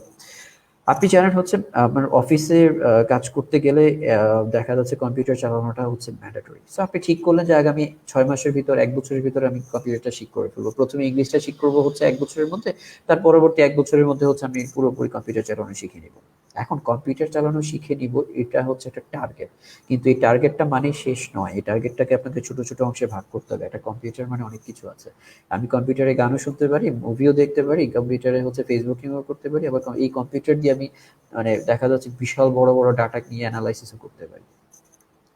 তারপরে আমি যদি এখন ঠিক করি যে কম্পিউটার চালানো শিখবো, এবং সে ঠিক করাটা যদি হয় যে আমি গান শোনা, মুভি দেখা, ফেসবুকিং করা, ইউটিউবিং করা, এগুলো শিখবো, তাহলে হচ্ছে এক ধরনের টার্গেট। কিন্তু আমার যদি হয় যে আমি কর্পোরেটের জন্য রেডি হব, তাহলে আমার টার্গেট হতে হবে আমি ইমেইলিং শিখবো, আমি শিখবো হচ্ছে এমএস ওয়ার্ড, মানে কি বলে অফিসটা শিখবো, তারপরে হচ্ছে কিভাবে আমাকে লাইভ মিটিং গুলো করতে হয় সেটা শিখবো, দেখা যাচ্ছে প্রফেশনাল নেটওয়ার্কিং কিভাবে করতে হয় সেটাই আমি শিখবো। এই জিনিসগুলো শেখার জন্য আমাকে ছোট ছোট ধাপ ঠিক করতে হবে। তা ঠিক আছে, আমাকে প্রথমে হয়তো দেখা যাচ্ছে কি করতে হবে, এমএস ওয়ার্ড শিখতে হবে, এক্সেল শিখতে হবে, পাওয়ার পয়েন্ট শিখতে হবে, প্রেজেন্টেশন কিভাবে দিতে হয় সেটা শিখতে হবে, তারপরে হচ্ছে একটা ইমেল লিখতে হয় কিভাবে সেটা শিখতে হবে, ইমেলের এটিকেট গুলো কি সেটা আমার জানতে হবে। এই যে বেসিক জিনিসগুলো, এগুলোকে আমাকে ছোট ছোট ছোট ট্রান্স করতে হবে। 10 দিনে, এই 10 দিনে আমি ইমেল লেখা শিখবো, পরের 10 দিনে হয়তো আমি ওয়ার্ড শিখবো, ওয়ার্ড 10 দিনে হয়তো শেখা সম্ভব না, ওয়ার্ড আমি 1 মাসে শিখবো, এক্সেল 2 মাসে শিখবো, পাওয়ার পয়েন্ট হয়তো 1 মাসে শিখবো। এখন প্রশ্ন হতে পারে যে এক্সেল শিখতে আমার 2 মাস কেন লাগতে পারে, বিকজ অফ এক্সেল এটা অনেক বড় একটা ব্যাপার, এই ব্যাপারটাকে শিখতে আমার একটু সময় দিতে হবে, ভালো করে জানতে হবে। কর্পোরেট ওয়ার্ল্ডে যে যত ভালো প্রেজেন্টেশন বানাতে পারে, যে যত ভালো এক্সেল নিয়ে কাজ করতে পারে, তার লেভেলটা ডেফিনেটলি সে নিজেই নিজেকে ছাড়িয়ে যায়, এটাই হচ্ছে নিয়ম। তো আমি বলবো এক্সেলের প্রতি একটু বেশি মনোযোগী হন, আপনাকে টার্গেট সেট করেন। তারপরে হচ্ছে দেখুন, আপনি যদি ইন্ট্রোভার্ট হন, যেটা নিয়ে একটু আগে কথা বলছিলাম, তার মানে আপনার কমিউনিকেশনে গ্যাপ আছে, এটা হচ্ছে আপনার উইকনেস হিসেবে আপনি নিয়ে গেলেন। এটাকে আপনি কি করতে হবে, এটাকে কনভার্ট করতে হবে হচ্ছে আপনার স্ট্রেংথে। আপনি যদি স্ট্রেংথে আনতে চান, কি করতে হবে, আপনাকে 2, 4 জনের সাথে আস্তে আস্তে কথা বলা শিখতে হবে, আপনাকে আস্তে আস্তে গ্রুপের সাথে মিশতে হবে, বন্ধু মহলের সাথে মিশতে হবে, আপনাকে কি করতে হবে, কিছু অর্গানাইজেশনের সাথে যেতে হবে যারা এই ধরনের সুযোগগুলো দিচ্ছে। সো আপনাকে আস্তে আস্তে কি করতে হবে, আপনার যতগুলো উইকনেস আছে সেগুলোকে স্ট্রেংথে ট্রান্সফার করতে হবে। অ্যান্ড দেন আপনাকে কি হবে, 4 বছর পরে ওই যে অল্প অল্প করে আমি কথাগুলো বলছিলাম, কি আপনার প্রতিদিনের আধা ঘন্টা, প্রতিদিনের 10 মিনিট, প্রতিদিনের 1 ঘন্টা ম্যাক্সিমাম, এর বেশি আসলে দেওয়ার দরকার নেই। আপনি আস্তে আস্তে দেখা যাচ্ছে আপনার লেভেলটা চেঞ্জ করে ফেলবেন। দেখা যাচ্ছে অনেকে কি হয়, আঞ্চলিক ভাষায় কথা বলি, আমার আঞ্চলিক ভাষায় কথা বলাটাকে কি করতে হবে, আমি চাচ্ছি এটাকে একটু শুদ্ধ উচ্চারণে নিয়ে আসবো, বিকজ অফ আমরা চাই যে সবার প্রনাউন্সিয়েশনটা একটু সুন্দর হোক। তো আমি কি করলাম, এটাকে একটা টার্গেট সেট করবো যে আমার উচ্চারণ শুদ্ধ হতে হবে, আমি সেভাবে টার্গেট সেট করে নিলাম। আপনি যদি এখন আমাকে প্রশ্ন করেন কিভাবে করবো, এটা হয়তো এই 1 ঘন্টার লাইভে আমার দ্বারা সম্ভব না, কারণ অলরেডি আমরা 33 মিনিট পার করে ফেলেছি, আমার হাতে আর 27 মিনিট আছে। এটা এই সময় যদি আমি একটা টপিক নিয়ে কথা বলতে চাই, এগুলো আসলে 1-1.5 ঘন্টা বিষয় নিয়ে কথা বলার, মানে এই এক একটা টপিক নিয়ে কথা বলার সুযোগ আছে। তো আমরা বলবো এই যে জাস্ট আপনাকে এগুলো হচ্ছে ফুড ফর থট, আপনাকে খাবারের যোগান দিচ্ছি, চিন্তা করার যোগান দিচ্ছি। আপনি এগুলো নিয়ে চিন্তা করবেন, কোথায় যেতে হবে, আমি কমিউনিকেশনের জন্য কোথায় যাব, এক্সেলের জন্য কোথায় যাব, পাওয়ার পয়েন্টের জন্য কোথায় যাব। পৃথিবীটা খুব সহজ, আমাকে যদি আপনি আজকে এই যে ফেসবুকে খুঁজে পেয়ে যান, তাহলে আমি বিশ্বাস করি আপনি এক্সেল শেখার জন্য ইউটিউব এবং আপনার গুগলও খুঁজে পেয়ে যাবেন। কমিউনিকেশন এক্সপার্ট কিভাবে হবেন সেটাও গুগলে পেয়ে যাবেন। ইংলিশ এক্সপার্ট কিভাবে হবেন সেটাও আপনি পেয়ে যাবেন। So life is very easy now, but আপনাকে সেটা জানতে হবে, কোথায় খুঁজতে হবে, কি দিয়ে খুঁজতে হবে। গুগলে গিয়ে আপনি কি বলে খুঁজবেন, গুগল আপনাকে সাজেশন দিয়ে দিবে। সো আমি বলবো হচ্ছে স্টুডেন্ট লাইফে আপনার এই দুর্বলতাগুলোকে খুঁজে বের করাটা হচ্ছে ফার্স্ট। প্রায়োরিটি খুঁজে বের করুন, দুর্বলতাগুলোকে স্ট্রেংথে ট্রান্সফার করুন, এবং এই মাঝখানে আরেকটা ছোট কাজ করতে হবে, যেটা শফিক ভাই প্রশ্ন করেছিলেন, নেটওয়ার্কিং। এই নেটওয়ার্কিং এর প্রতি একটু বেশি মনোযোগী হতে হবে। নেটওয়ার্কিংটা কিভাবে করবেন? এই যে আপনি যদি আমাকে শুনে থাকেন, তাহলে নেটওয়ার্কিং এর একটা অপশন আপনার কাছে এই মুহূর্তে আছে দুটো মানুষের সাথে, এক হচ্ছে আরিফ ভাইয়ের সাথে, আর এক হচ্ছে আমার সাথে। আরিফ ভাই একটা কর্পোরেট ওয়ার্ল্ডে আছে, আমিও একটা কর্পোরেট ওয়ার্ল্ডে আছি, দুজনের প্রফেশন ডিফারেন্ট, দুজনের জায়গাও ডিফারেন্ট, কিন্তু আমি বলবো আরিফ ভাইয়ের সাথে কানেকশনটা রাখলে আরিফ ভাইয়ের সাথে আরিফ ভাই একটা নেটওয়ার্ক, আমার সাথে রাখলে আমার সাথে একটা নেটওয়ার্ক। সো আপনি এখন আমার সাথে কিভাবে হবে? সো আপনি এই মুহূর্তে যদি এটা শুনছেন বা শুনে থাকেন, তাহলে আপনি জানেন যে আমি কে এবং আমি কোথায় আছি, কিভাবে আছি। আপনি অ্যাটলিস্ট আমার প্রোফাইলটা জানেন। মেসেঞ্জারে নক দিতে পারেন, আপনি আমাকে টেক্সট করে রাখতে পারেন, আপনি আরিফ ভাইকে টেক্সট করতে পারেন, আপনি আপনার সাজেশন চাইতে পারেন। আমি বলছি না যে প্রথম দিনই এসেই আপনি আমার কাছে বা আরিফ ভাইয়ের কাছে এসে বলবেন, স্যার আমার চাকরি নাই, খাইতে পারতেছি না, না খেয়ে মারা যাচ্ছি, আমাকে একটা চাকরি দেন। আমি বলছি না প্রথম দিনই এসে এই কথাটুকু বলুন। কারণ হচ্ছে আপনি না খেয়ে একেবারেই মারা যাচ্ছেন, এটা অসত্য কথা। কারণ আপনি যদি এতদিন পর্যন্ত নিজেকে টিকিয়ে রাখতে পারেন, তাহলে আগামী হয়তো ২ মাস ৩ মাসেও নিজেকে সার্ভাইভ করাতে পারবেন, এবং সেটা করাতে গিয়ে নিজের কোথায় কোথায় দুর্বলতা আছে সেই জিনিসগুলো যদি এক্সপার্টের কাছ থেকে শিখে নিয়ে তৈরি করতে পারেন, and দেন আপনি আমাকে একটা চাকরি দরকার সেই জায়গাতে আসেন, তাহলে ব্যাপারটা সুন্দর হয়। কারণ হঠাৎ করেই আমি যদি আপনাকে না চিনি, আপনাকে না জানি, বা আরিফ ভাই যদি আপনাকে না চিনে বা না জানে, আপনি তাকে গিয়ে বললেন যে আমাকে একটা চাকরি দেন, আরিফ ভাই আপনাকে না চিনি কিভাবে চাকরি দিবে? আপনাকে একটা জায়গায় রেফার করলো, এটা আসলে দেখেন, রেফার করতে আসলে সমস্যা নেই বা নিতেও সমস্যা নেই। প্রবলেম গুলো হয় কোথায়? ওই যে বলে না যে একজনে অন্যায় করে বাকি ১০ জন এটার জন্য সাফার করে। আমাদের এমন হয়েছে যে আমরা রেফার করেছি একজনকে, সে জায়গায় দেখা যাচ্ছে একটা অপরাধ করে আসছে, এবং এরপরে আমাদেরকে সাবধান হতে হয় যে ঠিক আছে, নেক্সট টাইম আমি চিনি না জানি না কাউকে রেফার করতে গেলে আমাকে একটু সাবধানে করতে হবে। সো আমরা কি হয় যে এবার হয়তো চিনার সুযোগ দেন আমাকে, আপনি যে আসলে ট্রুলি নিডি একটা মানুষ, আপনাকে সাহায্য করলে যে আসলে আমি ভালো একজন মানুষকে সাহায্য করছি, বা একজনকে সাহায্য করার বিনিময়ে যে আমি আসলে নিজে প্রতারিত হচ্ছি না, এই যে জায়গাগুলো, ট্রাস্টের জায়গাটা আপনি আমাদেরকে দেন, দেখবেন আমরা আপনার জন্য কাজ করব। সো আপনাকে কি করতে হবে? নেটওয়ার্ক তৈরি করতে হবে। আপনার মোস্ট অফ দ্য টাইম আমরা যতগুলো ইউনিভার্সিটিতে যাই বা যত জায়গাতে যাই, একটা একটা প্রশ্নের সম্মুখীন হয়, আমাদের তো মামা চাচা খালু নেই, আমরা চাকরি পাবো কিভাবে? আরে ভাই, আমি জানি এটা আপনিও ফেস করেছেন, এবং আমি জানি সকল কর্পোরেট প্রফেশনালরা এই প্রশ্নটাই ফেস করে, মামা চাচা খালু নাই, চাকরি পাবো কিভাবে? সো মাই কোশ্চেন ইজ, মামা চাচা খালু আপনার ফ্যামিলিতে থাকতে হবে কেন? মামা চাচা খালু না হলাম, আমাদের হয়তো বয়স মামা চাচা খালুতে হয়তো যায় নাই, আমরা তো ভাই হতে পারি, বড় ভাই হতে পারি, আপনি আমাদেরকে বড় ভাই বানিয়ে নেন না। আমাদের চুল টুল পেকেছে, ঠিক আছে, এই যে কিছু চুল পেকেছে, ছোট করে ফেলেছি চুলগুলি, কিন্তু অ্যাটলিস্ট ঠিক আছে, মামা চাচা না বানান, ভাই বানিয়ে নেন। ভাই বানানোর জন্য কি করবেন? ভাই বানানোর জন্য একটা প্রসেস আছে। প্রসেসটা হচ্ছে আপনি আপনার কি কি স্ট্রেংথ আছে আমার কাছে প্রথমে সেটা প্রকাশ করেন, যে আমি এই কাজগুলো ভালো পারি, আমি এটা করি, আমি সেটা করি, আমাকে ট্রাস্ট কেন করবেন? আপনি আমাকে এসে বলার দরকার নেই যে আমাকে এই কারণে ট্রাস্ট করেন। আপনি আমাকে আপনার লেখনীর মাধ্যমে, আপনার কথার মাধ্যমে, আপনার চলার মাধ্যমে আমাকে অটোমেটিক ট্রাস্ট দিবেন যে আমি আপনাকে ট্রাস্ট করব কি করব না। আমাদের সাথে প্রচুর স্টুডেন্টরা কানেক্টেড থাকেন, আমাদের অনেক স্টুডেন্ট আছে যারা বিভিন্ন সময় বিভিন্নভাবে কানেক্টেড হচ্ছেন। ইনফ্যাক্ট আজকে লাইভে যারা আছেন তাদের মাঝে অনেকে আমার পরিচিত আছে।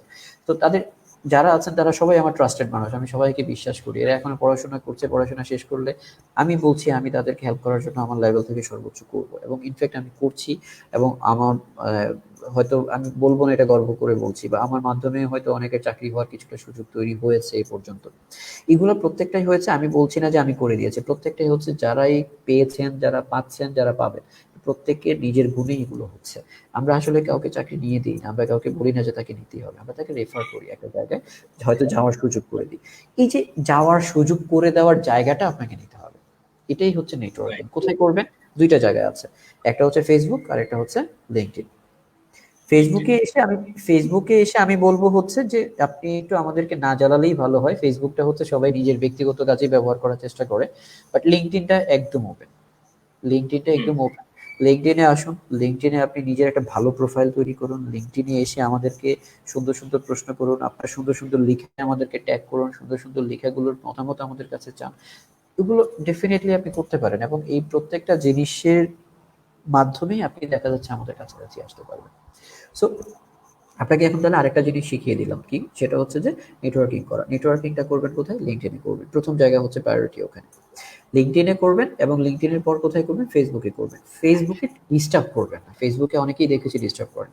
আচ্ছা, ফেসবুকে বেলা আরেকটা কথা একটু বলি। আমাদের মোস্ট অফ দ্য পিপলই যেটা দেখেছি সেটা করে হচ্ছে কি, তার লিঙ্কডইন প্রোফাইলটাকে কি করে? প্রাইভেট বানিয়ে ফেলে। প্লিজ এটা করবেন না। প্রাইভেট প্রোফাইল আপনি তখনই করবেন যখন আপনার আসলে অনেক প্রাইভেট একটা ডিস্টেন্স মেনটেন করতে চাচ্ছেন, প্রাইভেট একটা সোসাইটি মেনটেন করতে চাচ্ছেন, প্রাইভেট একটা জায়গা মেনটেন করতে চাচ্ছেন, মানে প্রাইভেট জায়গাটা প্রাইভেট ভাবেই রাখেন। তাহলে আপনি যদি প্রাইভেট জায়গায় হয় তাহলে আমার সাথে আপনি কেন আসছেন? আমি তো আপনাকে চিনি না। ওই যে মজা করে অনেকেই বলে না যে প্রায় আপনি যদি আপনার প্রোফাইলে সিকিউরিটির জন্যই আপনি প্রোফাইল সিকিউর করে ফেলেন, তাহলে তো আমারও তো সিকিউরিটি আছে। আমি কেন আপনাকে আমার সিকিউরিটি ব্রেক করে দিই, মানে আমার ইয়েতে নিয়ে আসবো, নেটওয়ার্কে নিয়ে আসবো। সো আপনি যখন নেটওয়ার্কিং করবেন তখন আমি রিকোয়েস্ট করব আপনি ওপেন থাকেন। কারণ হচ্ছে আমার বেলায় যদি হয়, ভেরি অনেস্টলি স্পিকিং, আমার বেলায় যদি হয়, আমার ফেসবুকে আমি আজ অব্দি কখনো কোনো মানে সিক্রেট প্রোফাইলকে আমি দেখা যাচ্ছে রিসিভ করিনি। তিনি যেই হন না কেন আমি রিসিভ করি না, বিকজ অফ আমার কাছে এটা একটু আমি অপছন্দ করি। আমি যার কাছে কানেক্টেড হব, আমি অ্যাটলিস্ট তাকে দেখতে চাই। আমি চিনি না আপনাকে, আমি আপনাকে জানি না। সো আমাকে আগে জানতে হবে আপনি পড়াশোনা করেছেন কোথায়, আপনার ইন্টারেস্ট কি, আপনি কি পছন্দ করেন, আপনি কি পছন্দ করেন না, আপনি কোন কোন জায়গার সাথে আছেন, কি কি অর্গানাইজেশন নিয়ে কাজ। সো ওই জায়গাগুলো যদি আমি জানি, তখন আমি যে না চিনলেও আপনার ইন্টারেস্টের কিছু কিছু ইন্টারেস্ট আমার সাথে কমন হয়ে গেলে না, তখন আমি আপনাকে কানেক্ট করব। বাট আপনি যখন কানেকশনটা সিকিউর করে দিচ্ছেন, আপনার প্রোফাইলটা সিকিউর করছেন, আমি আপনার ছবিটাও পর্যন্ত আমি ওপেন করে দেখতে পাচ্ছি না, সো আমি কেন আপনাকে অ্যাকসেপ্ট করব? সো ওই জায়গাটা প্লিজ মেনটেন করবেন। আমি জানি মোস্ট অফ দ্য প্রফেশনাল যারা আছেন তারা এই কি বলে লক করা প্রোফাইলগুলো অ্যাকসেপ্ট করতে চায় না। সো আপনার জন্য এটা অনেক বড় একটা মেসেজ, যারা যারা লক করে রেখেছেন। আর আপনি যদি প্রাইভেট লাইফ লিড করতে চান দেন অ্যাবসলিউটলি ওকে, তো প্রাইভেট লাইফেই থাকুন, আমাদের কাছে না আসলেই ভালো হয়।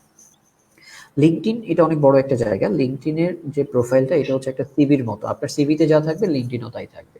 সো মাথায় রাখবেন লিঙ্কডইনটা যেন সিভির মতো করে হয়। এবার চলে আসলাম হচ্ছে সিভিতে। লিঙ্কডইন মেনটেন করলেন, আপনার হচ্ছে ফেসবুক মেনটেন করছেন। ফেসবুক, আরেকটা কথা বলে রাখি, ফেসবুক, লিঙ্কডইন, মেসেঞ্জার, হোয়াটসঅ্যাপ যাই হোক না কেন, ফেক নিউজ ছড়াবেন না, ফেক ইনফরমেশন দিবেন না, আজে বাজে কোনো কিছু ছড়াবেন না, বিকজ অফ এগুলো ট্র্যাক হয়। আমি আপনার ফেসবুক প্রোফাইলে যখন ঢুকছি, অ্যাটলিস্ট চেষ্টা করি ২-৩ মাসে আপনি কি শেয়ার করেছেন দেখার জন্য।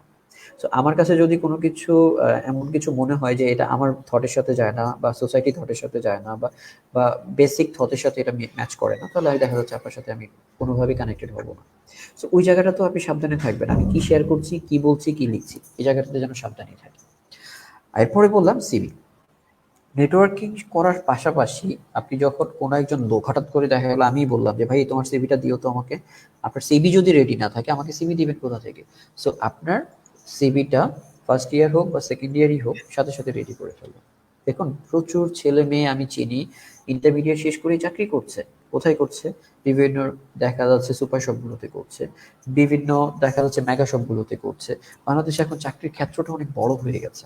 দেখা গেল হঠাৎ করেই আপনাকে দেখা যাচ্ছে আড়ং ইয়ে থেকে ফোন দিয়েছে, আপনার আড়ং স্টপে হয়তো আপনার একটা, আমি সরি আমি হয়তো নামগুলো ইমিডিয়েট মাথায় যা আসছে তাই বলছি, বিভিন্ন ধরনের সুপার শপ আছে।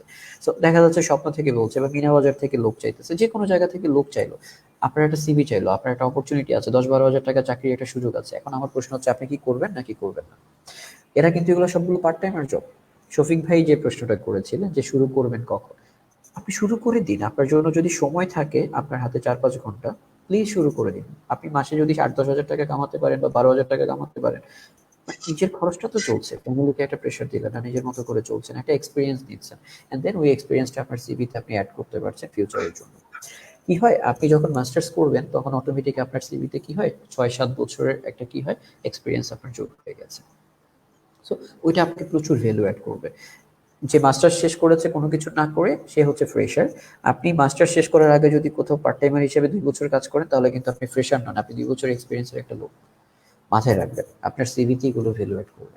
আচ্ছা, তো যেটা বলছিলাম যে হঠাৎ করে কোথাও অপরচুনিটি তৈরি হতে পারে, সেটার জন্য আমার সিভিটা রেডি রাখবো। সিভিতে কি কি রেডি রাখবো, সেই জিনিসগুলো হচ্ছে একেবারেই মানে সিভি তৈরি করার সময় মনে রাখবেন, simple is the beauty, simple is the best.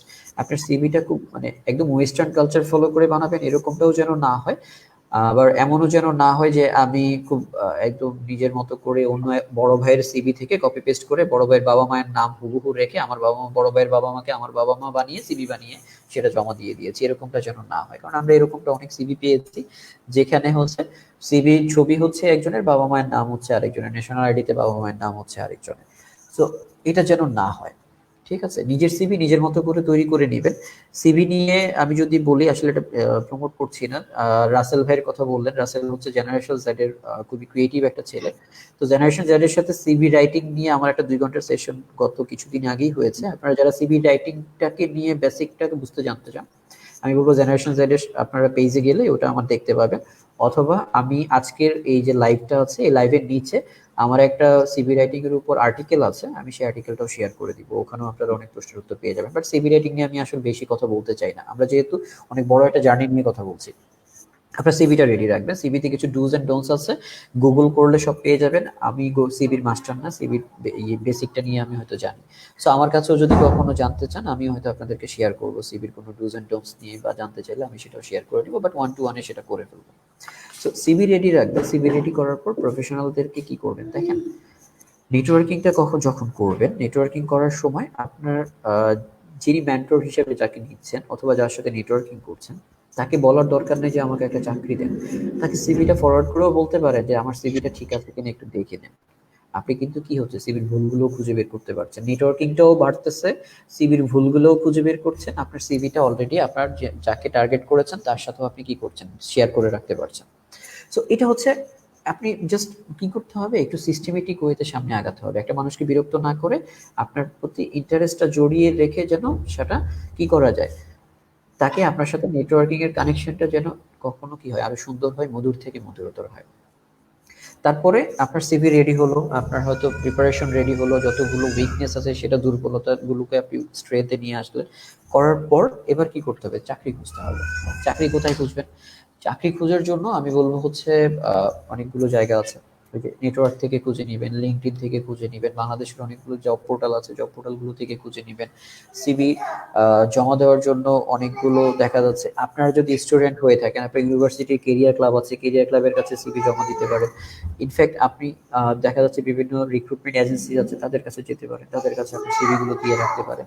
So এই সবগুলো প্রসেস আপনাকে জানতে হবে, খুঁজতে হবে। এগুলো হচ্ছে জাস্ট আমি আপনাকে থট দিচ্ছি, আবারও বলছি, আজকের এই 1 ঘন্টা সেশনে আপনাকে আমরা ফুড ফর থট, জাস্ট চিন্তা করবেন, আপনাকে রাস্তাগুলো দেখিয়ে দিচ্ছি। আপনাকে হয়তো আজকে আমরা বেসিক নিয়ে অনেক মানে ব্রড সেন্সে সবকিছু নিয়ে কথা বলতে পারবো না, হয়তো জাস্ট বেসিক গুলো ধরিয়ে দিচ্ছি। সো আপনাদেরকে যদি এখন, যেমন বলেছি যে অনেক রিক্রুটমেন্ট এজেন্সি আছে, সো আপনাকে রিক্রুটমেন্ট এজেন্সি দিয়ে খুঁজে বের করুন কারা কারা আছে, জব পোর্টাল কারা কারা আছে খুঁজে বের করুন। আমরা জানি বিডি জব সিস্টেম মানে যে এই মুহূর্তে লার্জেস্ট জব পোর্টাল, সো আপনার একটা অ্যাকাউন্ট এখানে ওপেন করে ফেলেন। তারপরে হচ্ছে লিঙ্কডইন এর কথা আমরা অলরেডি বলে ফেলেছি, লিঙ্কডইন এই মুহূর্তে সবচেয়ে বেশি জনপ্রিয় মাধ্যম, সো ওখানে চলে আসেন।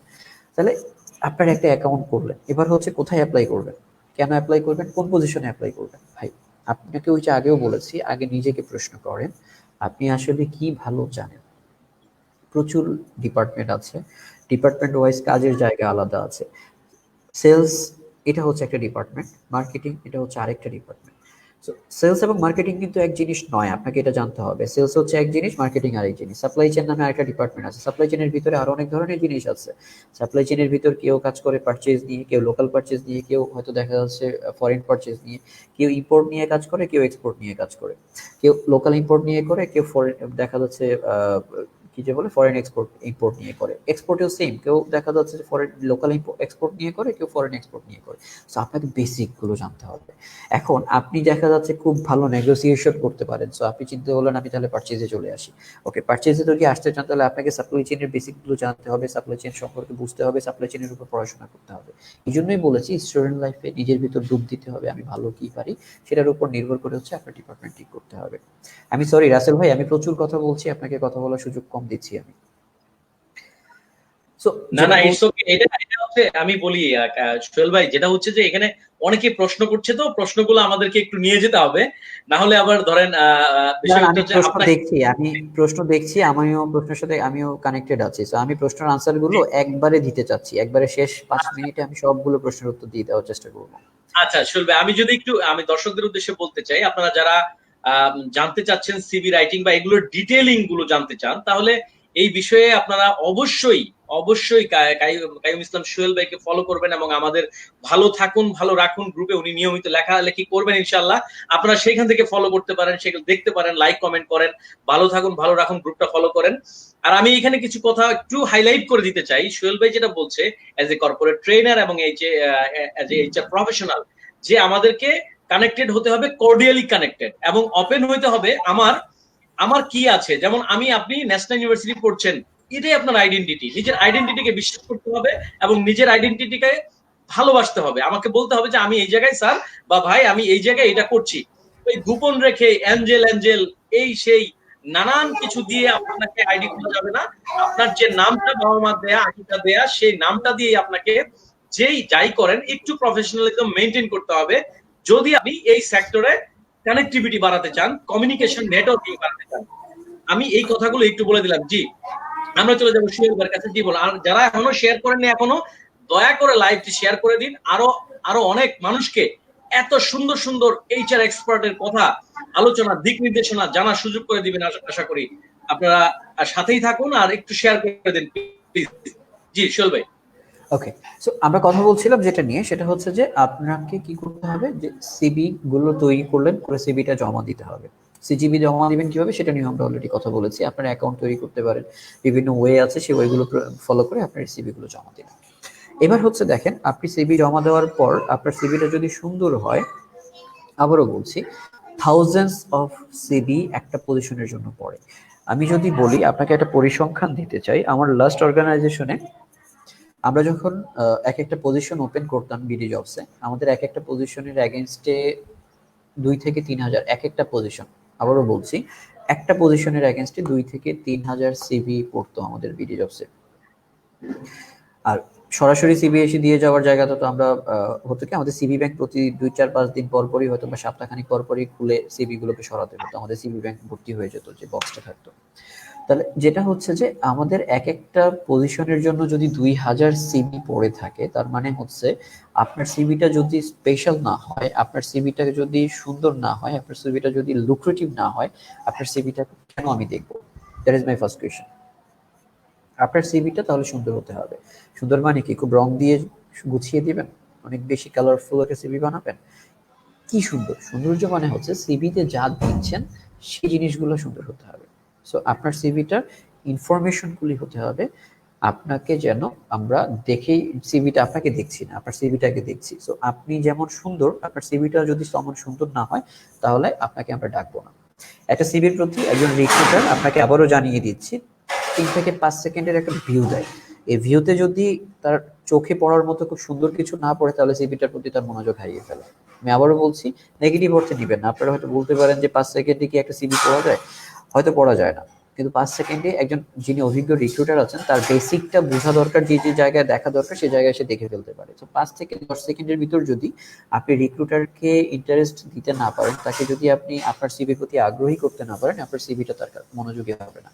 তাহলে আপনাকে কি করতে হবে, এমন ভাবে সিভিটা তৈরি করতে হবে যাতে একজন রিক্রুটার 5 থেকে 10 সেকেন্ডের ভিতর আপনার সিভিটা পছন্দ করে। আমরা সত্যি করে বলছি, আমরা অসংখ্য এরকম ভালো ভালো সিভি পাই, যে সিভি গুলি সত্যি দেখার সাথে সাথে 2 থেকে 3 সেকেন্ডের ভিতরে আমাদের ভালো লাগে, 5 সেকেন্ড 10 সেকেন্ড লাগে না। এটা অসংখ্য সিভি আছে আমরা পাই, ভালো লাগে, পছন্দ হয় আমাদের। আবার এমনও সিভি আছে আমরা 1 2 4 5 মিনিট খুঁজেও আমরা পছন্দ করার মতো কিছু খুঁজে পাই না, মানে যা ইচ্ছা তা দিয়ে দিয়েছে, কোনো রকম এটা বানিয়ে ফেলেছে।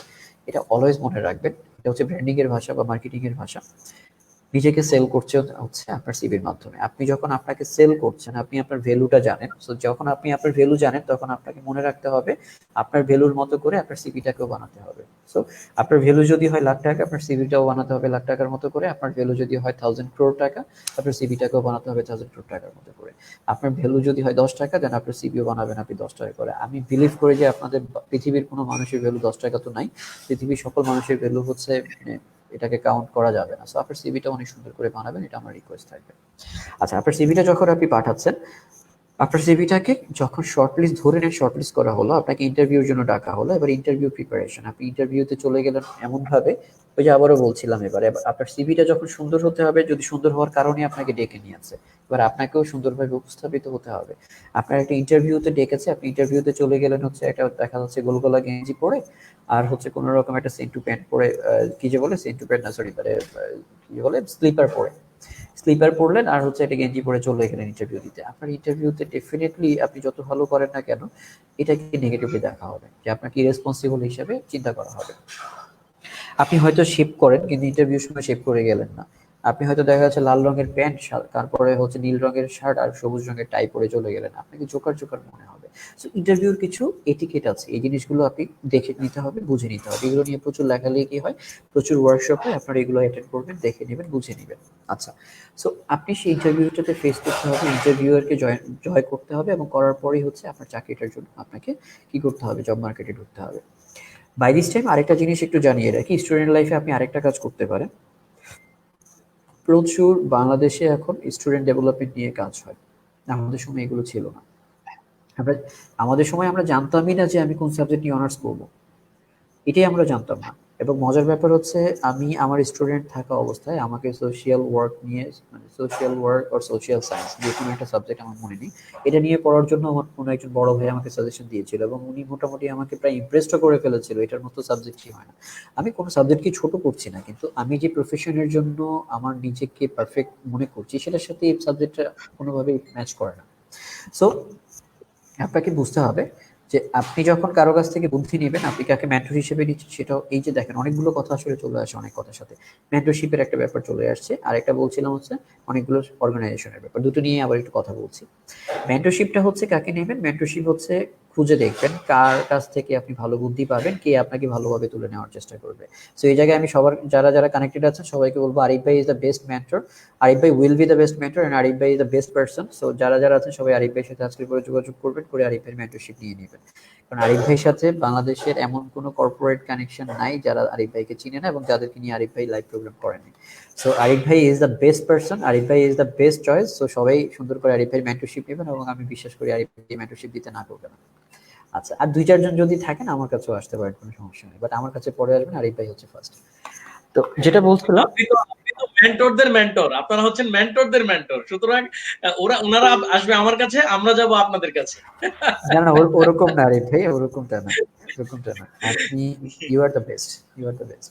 No, যেটা সোহেল বলছিলাম ভাই, আমরা আপনারা যেটা করবেন, একটু একটু ডিফারেন্ট ট্র্যাকে যেতে চাই। আসলে জি প্রোগ্রামটাকে আমাদের একটু ডিফারেন্ট ট্র্যাক, একটু আমরা সিরিয়াস সিরিয়াস কথা বলে ফেলেছি, আমরা অনেক দিক নির্দেশনা, অনেক জ্ঞান হয়তো দিয়েছি। বাংলাদেশের যে সমস্যাটা আমাদের হচ্ছে, একটানা বেশিক্ষণ কোনো কিছু আমরা নিতে পারি না।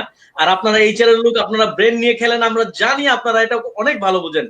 আমরা একটু ডিফারেন্ট ট্র্যাকে যাই। আমরা দেখেছি এবং আমি জানি যে আপনি as a social activist, social worker, আপনি প্রায় 20 বারের অধিক রক্তদান করেছেন আত্মমানবতার সেবায়। Donate blood, stay young. এই জন্যই হয়তো আল্লাহ তাআলা আপনাকে এত ইয়াং রেখেছে এখন পর্যন্ত। এবং আমি নিজে ব্যক্তিগতভাবে 11তম বারের অপেক্ষায় আছি, আমি 10 বার দিয়েছি আলহামদুলিল্লাহ। আমার ভালো লাগার জায়গা এটা, এবং আমি জানতে চাই ব্লাড ডোনেট করা, আত্মমানবতার সেবায় আপনি বন্ধু সভা করেছেন প্রথম আলোর, আপনি অনেকগুলো সংগঠনের সাথে জড়িত। রাইট। এই বিষয়গুলো এই বিষয়গুলো ক্যারিয়ারে কিভাবে ইম্প্যাক্ট করে, যদি আপনি স্পেসিফিক 2-3টা সেন্টেন্স দিয়ে একদম বুঝিয়ে দিতেন যে এই বিষয়গুলো ওকে, কিভাবে ইম্প্যাক্ট করে। যেটা আমি আসলে প্রথম দিকে অলমোস্ট আমার একদম প্রথম দিকে লাইভে যদি যারা ছিলেন তারা হয়তো দেখার কথা, এই জিনিসগুলো কোথায় হেল্প করে আমি বলেছিলাম, যে যেমন বন্ধুসভা আমাকে হেল্প করেছে কি, যে আমি কিভাবে একটা টিম মিটিং করতে হয়, কিভাবে অর্গানাইজ করতে হয় অনেক বড় প্রোগ্রাম, সেটা আমাকে হেল্প করেছে। তারপরে হচ্ছে রোটারি আমাকে কিভাবে হেল্প করেছে, রোটারি এবং রোটারি আমাকে হেল্প করেছে হচ্ছে অনেকগুলো রোটারি অঙ্গনে যারা কাজ করেন তারা মানে সমাজের মানে দেখা যাচ্ছে লিডিং পর্যায়ে থাকা কিছু মানুষ থাকে, এদের সাথে কিভাবে কানেক্ট হতে হবে, কিভাবে কমিউনিকেট করতে হবে, এই জিনিসটা আমাকে শিখিয়েছে। সো আমি কর্পোরেট লিডারদের সাথে কিভাবে কাজ করব স্টুডেন্ট থাকা অবস্থায় শিখেছি। আবার আমি যখন রোটারেট হিসেবে কাজ করেছি, রোটারেটে আমি কিভাবে আমার স্টুডেন্ট সাথে সমবয়সী এবং আমার যে ছোট যারা আছেন তাদেরকে কিভাবে ম্যানেজ করতে হবে, মেনটেন করতে হবে, এবং তাদেরকে নিয়ে রোটারেটের একটা নিয়ম আছে, 1 ঘন্টার একটা মিটিং 1 ঘন্টায় আপনাকে শেষ করতে হবে। সো আপনার সময়ের মূল্যটা আমি ওখান থেকে শিখেছি। এছাড়া পুরো বাংলাদেশ এবং বাংলাদেশের বাইরে পৃথিবী জুড়ে অর্গানাইজেশনটা আছে। জি বস, টাইম ম্যানেজমেন্টটা একটু টাইম ম্যানেজমেন্টের কথা আপনি বলছিলেন, একটু রাইট। কিভাবে স্পেসিফিক করে বলুন। টাইম ম্যানেজমেন্ট এটা অনেক বড় একটা ব্যাপার। এটাকে আসলে বলতে গেলে আমি বলবো আরিফ ভাই আপনার আরো 1 ঘন্টা বড় করতে হবে এই সেশনটাকে। তো টাইম ম্যানেজমেন্টটা আসলে কি? যে আপনার যে Sure, সময়টুকু এই carry on. সময়টুকু It's our program. It's our program. Carry on, boss. Carry on. Okay. So এই সময় যেটা আপনাকে দেওয়া হয়েছে, আমরা যেটা বলি আপনাকে যদি এমন হয়, আমি ছোট একটা জাস্ট গল্প করে আপনাকে বোঝাতে চাই যে টাইম ম্যানেজমেন্টটা কেন করবেন আপনি। সেটা হচ্ছে যে আপনাকে যদি বলা হয় যে আরিফ ভাই, আপনারা যারা শুনতে পাচ্ছেন আপনাদের সবাইকে আরিফ ভাই আজকের এই লাইভ অনুষ্ঠানে একটা ঘোষণা দিল যে আজকের পর থেকে আজকে 18 এপ্রিল, 19 এপ্রিল থেকে আপনারা যারা যারা আজকে লাইভ প্রোগ্রামে লাইভ আছেন তাদের সবাইকে, শুধু লাইভ যারা আছেন তাদেরকে $84,000, টাকা না ডলার, সো $84,000 প্রতিদিন রাতের 12টা বাজে আপনাদেরকে দিবেন। শর্ত হচ্ছে একটাই, এই টাকাটা আপনারা যা ইচ্ছা তা করে খরচ করতে পারবেন। এটার ব্যাপারে আরিফ ভাইয়ের কোনো শর্ত নেই। আরিফ ভাইয়ের কোনো ধরনের কিছু বাধ্যবাধকতা নেই কোথায় খরচ করবেন, কিভাবে খরচ করবেন, কি কিনবেন কি কিনবেন না, কি করবেন এইসব ব্যাপারে কোনো কিছু নেই। একটা জায়গাতেই ওনার শুধু ছোট্ট করে একটা স্টার মার্ক আছে, সেই স্টার মার্কটা হচ্ছে আপনি যদি টাকা খরচ করতে না পারেন সেই খরচ না করা টাকাটুকু আরিফ ভাই আবার ফেরত নিয়ে চলে যাবে। তাহলে শর্ত হচ্ছে একটাই, খরচ করতে না পারলে আরিফ ভাই নিয়ে চলে যাবে, আর খরচ করে ফেললে এটা আপনার। তার মানে এখন যে টাকাটা আপনাকে দিয়েছেন $84,000, এই পুরো $84,000 কে কে আছেন যে সেভ করার কথা চিন্তা করবে? আমার বিশ্বাস এখানে যারাই আছেন কেউ সেভ করার কথা চিন্তা করবেন না, বিকজ অফ আপনি জানেন এই টাকাটা তো সেভ করা যাবে না। এটা যদি সেভ করতে যাই এত সুন্দর করে পরের দিন কি হবে, আরিফ ভাই টাকা আবার ব্যাক করে নিয়ে চলে যাবে। আচ্ছা, এই জায়গায় ইন্টারেস্টিং আর একটা ব্যাপার হচ্ছে আরিফ ভাই ঘোষণা দিলেন যে প্রতিদিন রাতের বেলায় এটা $84,000 করে তাকে দেওয়া হবে, কিন্তু $84,000 খরচ করতে হবে, না করলে ফেরত নিয়ে নতুন করে আবার $84,000 দেওয়া হবে। তাহলে আমার মনে হয় পৃথিবীতে কোনো বোকা বা পাগলও নেই যে এই টাকাটুকু পাওয়ার পর পুরোটা খরচ করার জন্য সর্বোচ্চ চেষ্টা করবে না। এখন যেহেতু আপনাকে এই সময়টুকু দেওয়া হচ্ছে, সেই সময়টুকু দেওয়া হচ্ছে 24 ঘন্টার সময়, 21 ঘন্টা সময়ের ভিতর $84,000 খরচ করা আমার মনে হয় একটু টাফ হয়ে যাবে। প্রথম দিকে খুব সহজ হবে কিন্তু পরে গিয়ে খুব টাফ হয়ে যাবে। কিন্তু খরচ করে না করে সেটা আরিফ ভাইকে ফেরত দিতে চাইবে এরকম মানুষ আমার মনে হয় খুব কম আছে। কি বলেন আরিফ ভাই?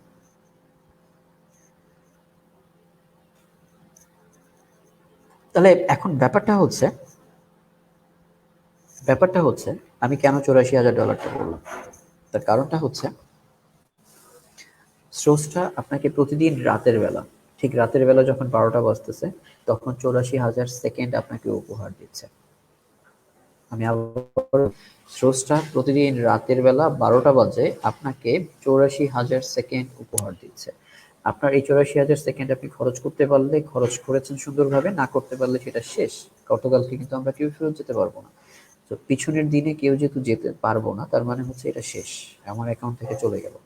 ঠিক ওই টাকার মতো আরিফ ভাই যেরকম দিচ্ছিলেন, খরচ করতে না পারলে শেষ, এটা আর কখনো আপনার হবে না। ঠিক একই রকম ভাবে এই সেকেন্ড একটার যদি ভ্যালু দিতে না পারেন সেটা শেষ। আবার নতুন করে আসতেছে, নতুন করে আপনি সেটাকে কি করবেন, হয়তো খরচ করছেন, আবার নতুন করে খরচ করতে না পারলে সেটা কি হচ্ছে, নষ্ট হয়ে যাচ্ছে। সো এখন আপনি যদি 84,000 সেকেন্ডকে ভ্যালু দিতে না পারেন তাহলে আপনার লাইফটাকে আপনি একটা নির্দিষ্ট জায়গায় নিয়ে যেতে পারবেন না। That is time management. কিভাবে করবেন আমি হয়তো ব্যাখ্যায় যাচ্ছি না। টাইম ম্যানেজমেন্টের প্রচুর টুলস আছে, প্রচুর টেকনিক্স আছে। আমরা ওয়ান টু ওয়ানে কথা বলে নিতে পারবো। আমাদের সাথে একটু ওয়ান টু ওয়ানে আমার সাথে যোগাযোগ করবেন অথবা গুগল করে নেবেন। গুগলেও প্রচুর টিপস আছে টাইম ম্যানেজমেন্ট। এটা খুব বড় একটা ব্যাপার, তো টাইম ম্যানেজমেন্ট এটা ওয়ার্ল্ড ওয়াইড সবাই কনসার্ন। আমাদের বাংলাদেশে প্রচুর সময় নষ্ট হয়, যেমন আমরা দেখেন না, আমরা হয়তো ট্রাফিক জ্যামে বসেই আমাদের প্রচুর, আমরা জানি প্রতি বছর আমাদের কত বিলিয়ন ডলার নষ্ট হয় শুধুমাত্র ট্রাফিক জ্যামের কারণে। ভ্যালু অফ দ্য টাইম, এটা কিন্তু সময়ের যে মূল্যটা, এটা আমাদেরকে ট্রাফিক জ্যাম থেকেই দেখেন আমরা টের পাচ্ছি। তো একই রকম ভাবে আমি যদি আমার অপ্রয়োজনীয় সময় নষ্ট করছি, আমি যতবার ফেসবুকে ঢুকছি, আমি যদি ফেসবুকে ঢুকি, ফেসবুকে আমি আমার সময় নষ্ট করছি, দুটাই হতে পারে, নষ্ট করছি, আমি আবার শিখার পিছনে দিচ্ছি। আমি যদি নষ্ট করি তাহলে কি হচ্ছে, আমার সময় নষ্ট করছি কিন্তু ফেসবুককে আমি টাকা দিচ্ছি। আবারও বলছি, আমি সময় নষ্ট করছি কিন্তু আমার সময়ের নষ্টের বিনিময়ে ফেসবুককে আমি টাকা ইনকামের সুযোগ করে দিচ্ছি। তার মানে আমার সময় বিক্রি করে ফেসবুক টাকা ইনকাম করছে। আমি রাইট। কিন্তু একটাবার চিন্তা করেছি কিনা। তাহলে আপনার টাইমের কিন্তু ভ্যালু আছে ভাই, যারাই শুনছেন ভিউয়ার্স। সো আপনার সময়ের ভ্যালু আছে বলেই ফেসবুক আপনার সময় বিক্রি করে টাকা কামাচ্ছে। আমার মানে প্রশ্নটা হচ্ছে, আপনাকে বিক্রি করে সে টাকা কামাচ্ছে অথচ আপনার সেই সময়ের মূল্যটুকু আপনি পাচ্ছেন না। আপনি কিন্তু নষ্ট করে দিচ্ছেন। তো এই যে টাইম ম্যানেজমেন্ট, এই টাইম ম্যানেজমেন্টটা ঠিকভাবে যদি করতে না, ফেসবুকে আমি করব, আমার নির্দিষ্ট সময় জুড়ে আমি করব, আমার সোশ্যাল মিডিয়াতে আমি ঢুকবো, আমার মেসেঞ্জারে আমি ঢুকবো, হোয়াটসঅ্যাপে আমি ঢুকবো, আমি কানেক্টেড হবো, সবার সাথে যোগাযোগ করবো, বাট সেটা লিমিটেড টাইমে যেন হয়। কারণ এটা একটা অ্যালকোহলের মতো হয়ে গেছে। আমি নিজেও যদি বলি, আমি একটা সার্টেন সময় পর্যন্ত দেখা যাচ্ছে দিনের হয়তো 10-12 ঘন্টার ভিতর, যখন স্টুডেন্ট ছিলাম, 10-12 ঘন্টা ফেসবুকেই পড়ে থাকতাম। এখন যেটা হচ্ছে যে আস্তে আস্তে বোঝা যখন শুরু করলাম, তখন আসে এটা লিমিটেড করে ফেলেছি। এবং আলহামদুলিল্লাহ করোনার সময়ে, এই লকডাউনের সময় এটা আমার জন্য খুব ভালো আমি দেখেছি। এই পুরো লকডাউনের এত সময় পেয়েও আমি আসলে ফেসবুকে সর্বনিম্ন সময় ঢুকেছি আমার লাইফে, আমার মনে হয়। তো যতটুকু সময় ঢুকেছিলাম, হয়তো এই 2-1টা লাইভ প্রোগ্রাম যে কয়টা করেছে ওগুলোর জন্য ঢুকেছি, এবং প্রোগ্রামগুলোকে রিলেটেড প্রশ্ন আনসারের জন্য ঢুকেছি। আর ছোটখাটো 2-4টা হয়তো সময়, আর তো দেখা যাচ্ছে দিনে 10-15 মিনিট ঢোকার চেষ্টা করেছি, এর বাইরে আমি আর ঢুকিনি। এটা আমি বলবো আমার জন্য একটা লার্নিং। আমি যখন বুঝে গেছি তখন হয়তো আমি আস্তে আস্তে বের হওয়ার চেষ্টা করছি। একটা সময় আমি মানে জাস্ট অ্যালকোহলিকের মতো, হয়তো কেউ মানে অ্যালকোহল নিয়ে হয়তো বুঁদ হয়ে থাকতেছে, আমি হয়তো ফেসবুক নিয়ে বুঁদ হয়ে থাকছি। এবং আমি বিশ্বাস করি আমার মতো এরকম অসংখ্য যারা ইউজার আছেন তারাও অলমোস্ট এরকম। তো কিসের নেশায় আমি স্ক্রল করছি আমি জানি না, কি দেখছি আমি জানি না, আমি শুধু স্ক্রল করেই যাচ্ছি। এই যে স্ক্রল করেই যাচ্ছি করেই যাচ্ছি, আমার সময়টাকে আমি নষ্ট করছি। এই সময়টাতে আমি, এই যে আজকে লাইভটা যারা দেখছেন, তারা স্ক্রল না করে লাইভে আছেন, কিছু শিখছেন। স্ক্রল না করে আপনি হয়তো একটা এক্সেলের টিপস শিখছেন। আপনি দেখা যাচ্ছে স্ক্রল না করে হয়তো কোনো একজন মেন্টরের সাথে কথা বলছেন আপনার স্কিল ডেভেলপমেন্ট নিয়ে। আপনি হয়তো কোনো একটা সফট স্কিল ডেভেলপ নিয়ে কাজ করছেন, আপনি হয়তো আপনার কমিউনিকেশন ডেভেলপমেন্ট নিয়ে কাজ করছেন, আপনি হয়তো আপনার ইংলিশ লার্নিং ডেভেলপমেন্ট নিয়ে কাজ করছেন। আপনি হয়তো আরিফ ভাইয়ের সাথে 2 মিনিট কথা বলে আরিফ ভাই থেকে কোনো একটা টিপ শিখে নিচ্ছেন। আরিফ ভাই হয়তো আরিফ ভাইকে বলবেন যে আপনি যে এত বছর চাকরি করেছেন, কিভাবে নিজেকে এই জায়গায় নিয়ে আসছেন। আরিফ ভাইকে এই প্রশ্নটা করেন না, আমাকে এই প্রশ্নটা করেন না, আমাদের মতো যারা আছে এদেরকে এই প্রশ্নটুকু করেন না। আমরা আপনাদের সাথে শেয়ার করতে চাই, আমরা করছি। আপনি দেখেন প্রচুর পরিমাণে অর্গানাইজেশন হচ্ছে, যেটা নিয়ে আমি কথা বলছিলাম। প্রচুর পরিমাণে অর্গানাইজেশন হয়েছে, যারা কাজ করছে প্রত্যেকেই কাজ করছে স্কিল ডেভেলপমেন্ট নিয়ে। বাংলাদেশে প্রচুর পরিমাণে কেরিয়ার গাইডলাইন নিয়ে কাজ করার প্রচুর অর্গানাইজেশন আছে, আমি নাম বলছি না, নাম বলার দরকার নেই, আপনারা সবাই জানেন প্রচুর অর্গানাইজেশন আছে। ইনফ্যাক্ট আরিফ ভাই নিজের এই যে ভালো থাকুন ভালো রাখুন নিয়েও কাজ করছেন। এটাও উদ্দেশ্য হচ্ছে ওই একটাই, আমাদের সবাইকে ভালো রাখতে চাচ্ছেন, ডেভেলপ করাতে চাচ্ছেন। আজকের এই যে লাইভে আমাদেরকে নিয়ে আসছেন, এটার উদ্দেশ্যও একটাই, সেটা হচ্ছে আমাদেরকে ভালো রাখতে চাচ্ছেন তিনি। কিভাবে? এই যে শিখানোর মাধ্যমে কিছু শিখাচ্ছেন, কিছু জিনিস নিয়ে আসছেন। আমি জানি আমি যা বলেছি এগুলো সবগুলোই আপনারা হয়তো জানেন, বাট আমি হয়তো আপনাকে কিছু কি পয়েন্ট ধরিয়ে দেওয়ার চেষ্টা করছি। আমার আগে যারা এসেছিলেন তাদের লাইফগুলো আমি দেখেছি, তারা সবাই মোটামুটি দেখা যাচ্ছে যার যার সেক্টরে তারা সবাই লিড করছেন, তারা তাদের লাইফের কিছু জিনিস আপনাকে শিখাচ্ছেন। যখনই কোনো জায়গায় যাবেন, কোনো ট্রেনিং প্রোগ্রামে অ্যাটেন্ড করবেন, কোনো প্রোগ্রাম কোনো সেশনে যাবেন, যখনই কোথাও কোনো মানে বন্ধুর সাথে হোক বা কোনো মেন্টরের সাথে হোক কথা বলবেন, চেষ্টা করবেন 1 থেকে 2টা জিনিস যেন একটু পিক করার চেষ্টা করবেন। যাই শিখছি সেটাকে নিয়ে আসার চেষ্টা করবেন। নোট করে রাখবেন। তারপরে এগুলোকে নিয়ে চর্চা করবেন। তো যেটা বলছি যে এই অর্গানাইজেশন গুলোর সাথে একটু জড়িত হবেন। ভালো আছি ভালো থাকুনের সাথে যান না। চলে আসুন। এই যে সুন্দর করে আপনি যদি এদের সাথে যোগাযোগ করেন, দেখা যাচ্ছে কি হচ্ছে, আরিফ ভাইয়ের মেন্টরশিপটা পাচ্ছেন। আমাদের একটা অর্গানাইজেশন আছে, এটার নাম হচ্ছে বাংলাদেশ এফএমসিজি এইচআর সোসাইটি। আমরা এখানে কি করি? এফএমসিজি সেক্টরের যত এইচআররা আছে তাদের সবাইকে নিয়ে এই সোসাইটিটা তৈরি করেছি। আমাদের একটা স্টুডেন্ট উইং আছে। আমরা এখানে স্টুডেন্ট মেম্বারশিপ দিচ্ছি। কেন দিচ্ছি? স্টুডেন্টদেরকে ডেভেলপ করার জন্য। এখন প্রশ্ন হতে পারে এইচআরদের সোসাইটি এখানে স্টুডেন্টরা কি করবে? ওই যে আবারও বলছি, এটা হচ্ছে আমরা আমাদের সিএসআর প্রজেক্ট বলতে পারেন। আমরা সিএসআর হিসেবে আমাদের স্টুডেন্টদেরকে নিয়ে ডেভেলপ করাচ্ছি, এখানে নিয়ে আসতেছি। প্রতি মাসে আমাদের ট্রেনিং থাকতেছে, আমাদের সেশন থাকতেছে, আমরা আমাদের সাথে মেন্টরশিপে নিয়ে আসতেছি। দেখা যাচ্ছে আমাদের সাথে আপনি কানেক্ট হতে পারছেন। আমাদের মতো করে আরো প্রচুর অর্গানাইজেশন আছে, আমি নাম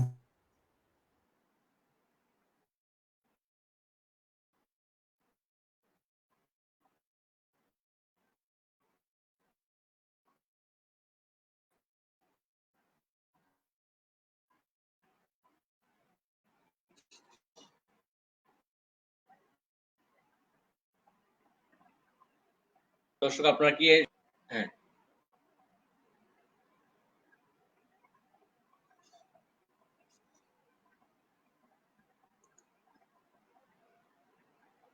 সোহেল ভাই,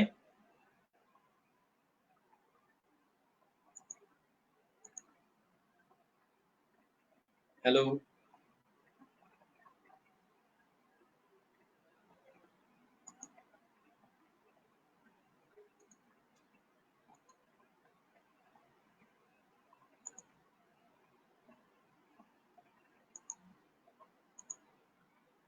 দর্শক, আমাদের অতিথির লাইনটি আবার একটু কেটে গিয়েছে।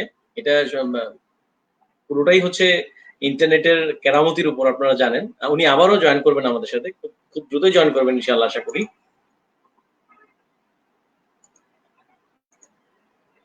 একটু অপেক্ষা করুন, আর আপনাদের প্রশ্নগুলো আমরা নিব। আরো যদি কারো প্রশ্ন থাকে, কিছু স্যারের কাছে কিছু জানার থাকে, বলার থাকে, আপনারা প্রশ্ন করতে পারেন। আর আপনাদের জন্য আমি বলছি, আপনারা এই আমাদের পেজটা এখানে দেয়া আছে, ভালো থাকুন ভালো রাখুন। Please like our page. আমাদের পেজটি শেয়ার করুন, আপনার জায়গা থেকে, আপনার টাইমলাইন থেকে শেয়ার করুন, যাতে আরো অনেক মানুষ রিচ করতে পারে আমাদেরকে। আমাদের পেজের নাম বাংলাতে ভালো থাকুন ভালো রাখুন। এই পেজটি আপনারা শেয়ার করুন। এটা বাংলাতে লিখলেই চলে আসবে। আমি ইয়েতে দিয়ে দিয়েছি। আমি ইতিমধ্যে এটা এই আমাদের স্ক্রিনে দিয়ে দিয়েছি, আপনারা দেখতে পারেন, এখান থেকে কপি করে নিয়ে যেতে পারেন। ভালো থাকুন ভালো রাখুন।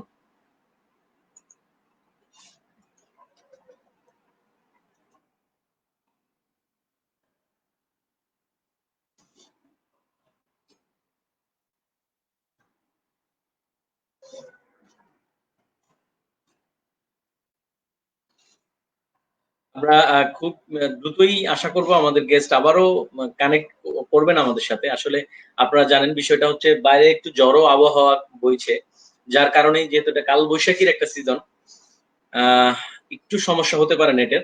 আশা করি খুব দ্রুতই আবার আমাদের গেস্ট জয়েন করবে আমাদের সাথে।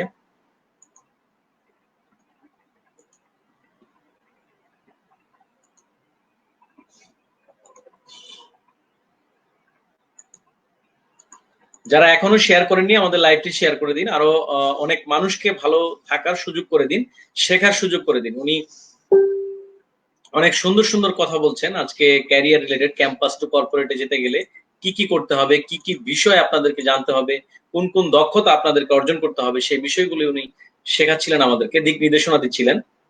আশা করি আপনাদের ভালো লেগেছে। ভালো লাগলে লাইভটি শেয়ার করে দিবেন প্লিজ।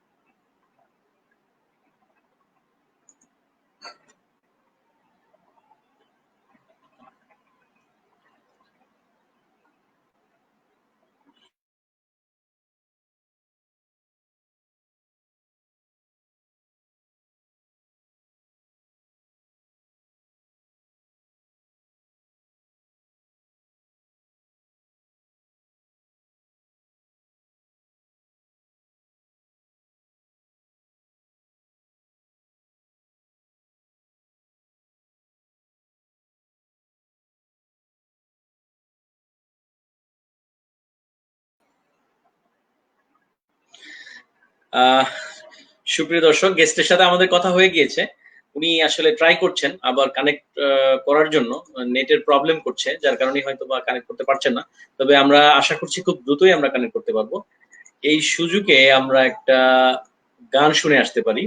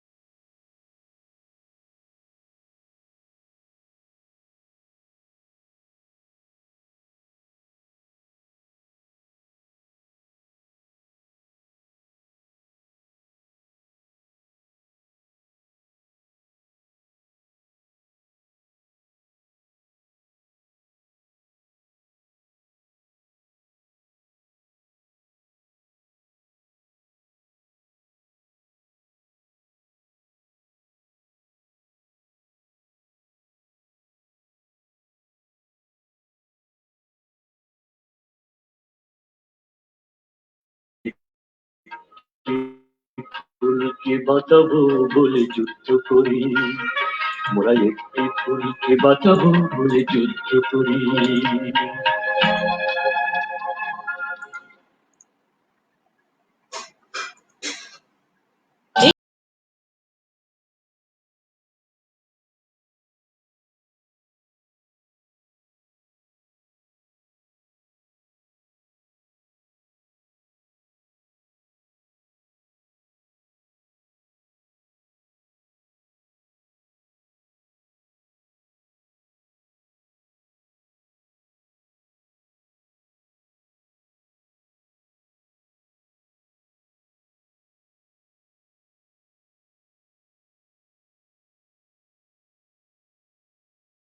সরি, আসলে প্রবলেমটা হয়ে গেছিল, আমার ইন্টারনেটের চলে গেছে বোধহয়, ওই যে কারেন্ট চলে গিয়েছিল, যার কারণে একটু মাঝখানে সমস্যা নেই, সমস্যা নেই।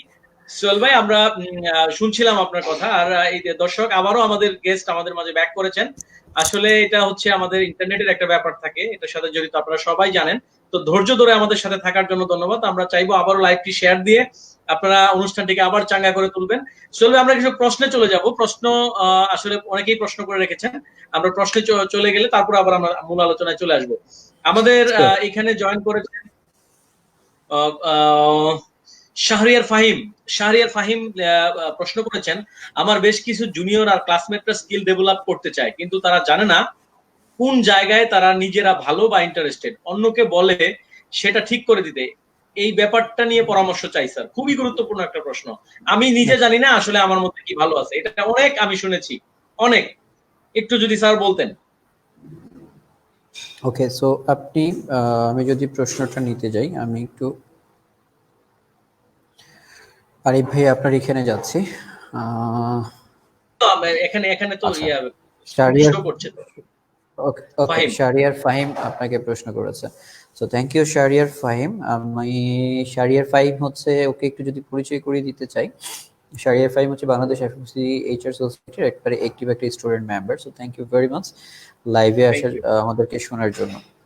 সো প্রশ্ন করেছেন হচ্ছে স্কিল ডেভেলপমেন্ট করতে যে জায়গাগুলো সেটা খোঁজার চেষ্টা করছিলেন। আমি যদি খুব সহজ করে বলতে চাই, স্কিল ডেভেলপমেন্টের জন্য আমরা অলরেডি কথা বলেছি যে যেমন ভালো থাকুন, ভালো রাখুন, এটা একটা প্ল্যাটফর্ম, এখানে আসতে পারেন আপনার স্কিল ডেভেলপমেন্টের জন্য। এই যে আজকে আমরা যে লাইভগুলো করছি, এগুলোই হচ্ছে একটা প্ল্যাটফর্ম যেখান থেকে আপনি আপনার নিজের স্কিলের জায়গাগুলোকে ডেভেলপ করবেন। আপনি সোহেল ভাই, আমার প্রশ্নটা আমাদের আমি যে আবারও বলছি। সোহেল ভাই, প্রশ্নটা হচ্ছে এরকম যে আমার কিছু ক্লাসমেট রয়েছে, তারা স্কিল ডেভেলপ করতে চায়, বাট তারা জানে না কিসে তারা ভালো। প্রশ্নটা হচ্ছে এটা। ওকে, আমি সেটার উত্তরই দিচ্ছিলাম। প্রশ্নটা আমি বুঝতে পেরেছি। সেটা হচ্ছে যে আপনি তো আগে জানতে হবে যে আমাকে কি শিখতে হবে। জি জি। আমি যদি না জানি যে আমি কি শিখবো, তাহলে হচ্ছে আমি যদি না জানি, আমি যদি বেসিকটা যদি না শিখি, তাহলে হচ্ছে আমি তো অ্যাটলিস্ট মাস্টার্সটা শেষ করতে পারবো না। তো মাস্টার্সে আসার আগে আমাকে বেসিকটা শিখতে হবে। আর বেসিকটা শেখার জায়গাগুলোই হচ্ছে এই বিভিন্ন সোসাইটি গুলো যারা আছেন তাদের সাথে অ্যাটলিস্ট থাকা, তারা কি করছে, কিভাবে করছে, কেন করছে দেখা। এন্ড দেন আপনি ফিল করবেন, এই যেমন আজকের টপিকের পর, আজকের যে আমাদের সেশনটা, এটার পর আপনি অ্যাটলিস্ট বেসিকটা ফিল করবেন কি, যে আপনার ইংলিশ যারা জানে না তাদের ইংলিশটাকে ঠিক করতে হবে, আপনার এক্সেল যদি না জানেন এক্সেলটা ঠিক করতে হবে, আপনার পাওয়ার পয়েন্ট না জানলে আপনার পাওয়ার পয়েন্টটা ঠিক করতে হবে। আচ্ছা, যদি আপনি না জানেন, এই জিনিসগুলো জেনে নিলেন, তারপরে ঠিক করতে হবে। আবার আপনি যদি দেখা যাচ্ছে যে না, আপনি অলরেডি অ্যাডভান্স লেভেলে আছেন, আপনি জানেন আপনার কি কি ঠিক করতে হবে, তাহলে আপনাকে যেটা করতে হবে যে আপনার এই ঠিক করার জন্য কার কাছে যেতে হবে। আপনি কি আপনার বন্ধু, দেখা যাচ্ছে ফাহিম যদি বলি, ফাহিম নিজেও অনেক ভালো ভালো কন্টেন্ট বানায়, ফাহিম অনেক ভালো প্রেজেন্টেশন দিতে পারে। এখন যার প্রেজেন্টেশন জানার খুব ইচ্ছে যে প্রেজেন্টেশনটা ভালো দিবে, সে, আমি বলবো ফাহিমের কাছে গিয়ে জিজ্ঞেস করতে পারে যে ফাহিম আমাকে একটু হেল্প করতে পারো কিনা, যে কিভাবে আমি প্রেজেন্টেশন স্কিলটাকে আরেকটু ভালো করব, কিভাবে আমার প্রেজেন্টেশন স্কিলটাকে আরেকটু আপগ্রেড লেভেলে নিয়ে যাব। এখন দেখা যাচ্ছে বন্ধুদের মধ্যে কেউ এক্সেল খুব ভালো জানে, তার কাছে গিয়ে যদি বলেন যে এক্সেলটা কিভাবে শিখবো, এক্সেলটা কিভাবে জানবো, এক্সেলটা কিভাবে নিজেকে ভালো জায়গায় নিয়ে যাব, তার কাছে গিয়ে শিখতে পারেন। আমি জাস্ট বলছি যে আপনার জানার জায়গাটা হবে হচ্ছে বন্ধু থেকে, আপনার জানার জায়গাটা হবে হচ্ছে আপনার মেন্টরের কাছ থেকে, আপনার জানার জায়গাটা হবে আপনার চারপাশের পরিবেশের ফ্রেন্ডস এন্ড ফ্যামিলি থেকে, আপনার জানার জায়গাটা হবে হচ্ছে বিভিন্ন সোসাইটি থেকে, আপনার জানার জায়গাটা হবে হচ্ছে সব জায়গা থেকে, আপনি সব জায়গা থেকে শিখবেন। আরেকটা প্রশ্ন দেখতে পাচ্ছি যে পড়াশোনা শেষ করে শুধু চাকরি করতে হবে, বর্তমানে ভালো চাকরি পাওয়া তো কঠিন বিষয়। স্যার আমাকে অন্য কিছু করতে যে বেনিফিট কিছু প্রশ্নটা বলতে। করেছেন শ্যামল ইসলাম প্রশ্নটা করেছেন একটু। রাইট, শ্যামলকে আমি ধন্যবাদ দিতে চাই। আমরা সবাই কি আসলে চাকরি করব কিনা? না প্লিজ, আমরা কেন চাকরি করব সবাই ভাই? আমাদের চাকরি তো যদি সবাই করি তাহলে চাকরি দিব কাকে? চাকরি দেওয়ার তো কেউ না কেউ হতে হবে। তো আমরা যারা চাকরি করার, ওই যে বলেছিলাম ইন্টারমিডিয়েট লেভেল বা তারও আগে ঠিক করতে হবে আপনি কি করবেন, আপনার মটোটা কি। আপনি কি বিসিএস এ যাবেন, আপনি কি প্রাইভেট সেক্টরে যাবেন, নাকি নিজের একটা বিজনেস দাঁড় করাবেন? তো নিজের বিজনেস যদি দাঁড় করাতে চান, প্লিজ ডু ইট। এবং আমি বলবো যে এটার জন্য এই মুহূর্তে সরকারও খুব ভালো ইয়ে দিচ্ছে, প্রণোদনা দিচ্ছে। আশেপাশে দেখা যাচ্ছে যে স্টার্ট আপ যারা তৈরি করছে তাদের অনেক ভালো কিছু গ্রুপ আছে, তারা সবাই সবাইকে হেল্প করছে স্টার্ট আপ করার জন্য। দেখা যাচ্ছে যে কর্পোরেট সেক্টরে যারা আছে তারাও খুব ভালো করে হেল্প করছে, যেমন রবি যদি বলেন বা জিপি যদি বলেন বা বাংলালিংক যদি বলেন। স্টার্ট আপ যারা করতে চায় তাদেরকে নিয়ে দেখা যাচ্ছে বিভিন্ন ভেঞ্চার, তারা রবি ভেঞ্চার নামে একটা ভেঞ্চার আয়োজন করছে। বা দেখা যাচ্ছে জিপি কি যেন একটা প্রোগ্রাম করে, ওরা করে দেখা যাচ্ছে, যেমন সেবা এক্স ওয়াই জেড এর এই যে একটা কোম্পানি, এরা এরা তৈরি হয়েছিল জিপির মাধ্যমে।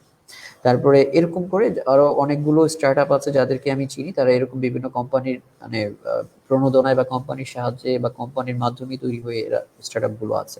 তো আমি বলবো যে আপনি কেন আরেকটা পাঠাও তৈরি করবেন না, আপনি কেন আরেকটা বাংলাদেশের সহজ তৈরি করবেন না, আপনি কেন বাংলাদেশে আরেকটা ইভেলি তৈরি করবেন না, আপনি কেন বাংলাদেশে এরকম করে আপনার আরেকটা কোম্পানি কেন তৈরি হবে না? সো আপনি করতে পারেন। এবং ডেফিনেটলি আমি রিকোয়েস্ট করবো হচ্ছে করুন, কারণ বাংলাদেশে যে পাঠাও তৈরি করেছিল বলেই তো আজকে পাঠাও প্রায় 1000 crore একটা কোম্পানি হতে পেরেছে। সো আপনারাও এরকম করে ফেলুন। দেখা যাচ্ছে আমরা সেই জায়গাতে আমরা চলে আসবো তখন। আমাদেরকে নিয়ে যাবেন, আরিফ জি, ভাইকে নিয়ে যাবেন হচ্ছে অ্যাডব ডিপার্টমেন্ট হিসেবে, আমাকেও নিয়ে যাবেন অ্যাডব ডিপার্টমেন্ট হিসেবে।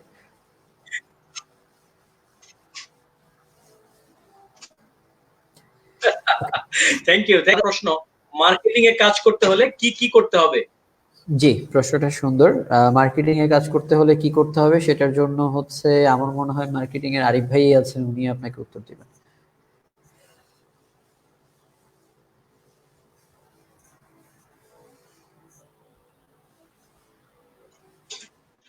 আরিফ ভাই, জি জি, শুনতে পাচ্ছি।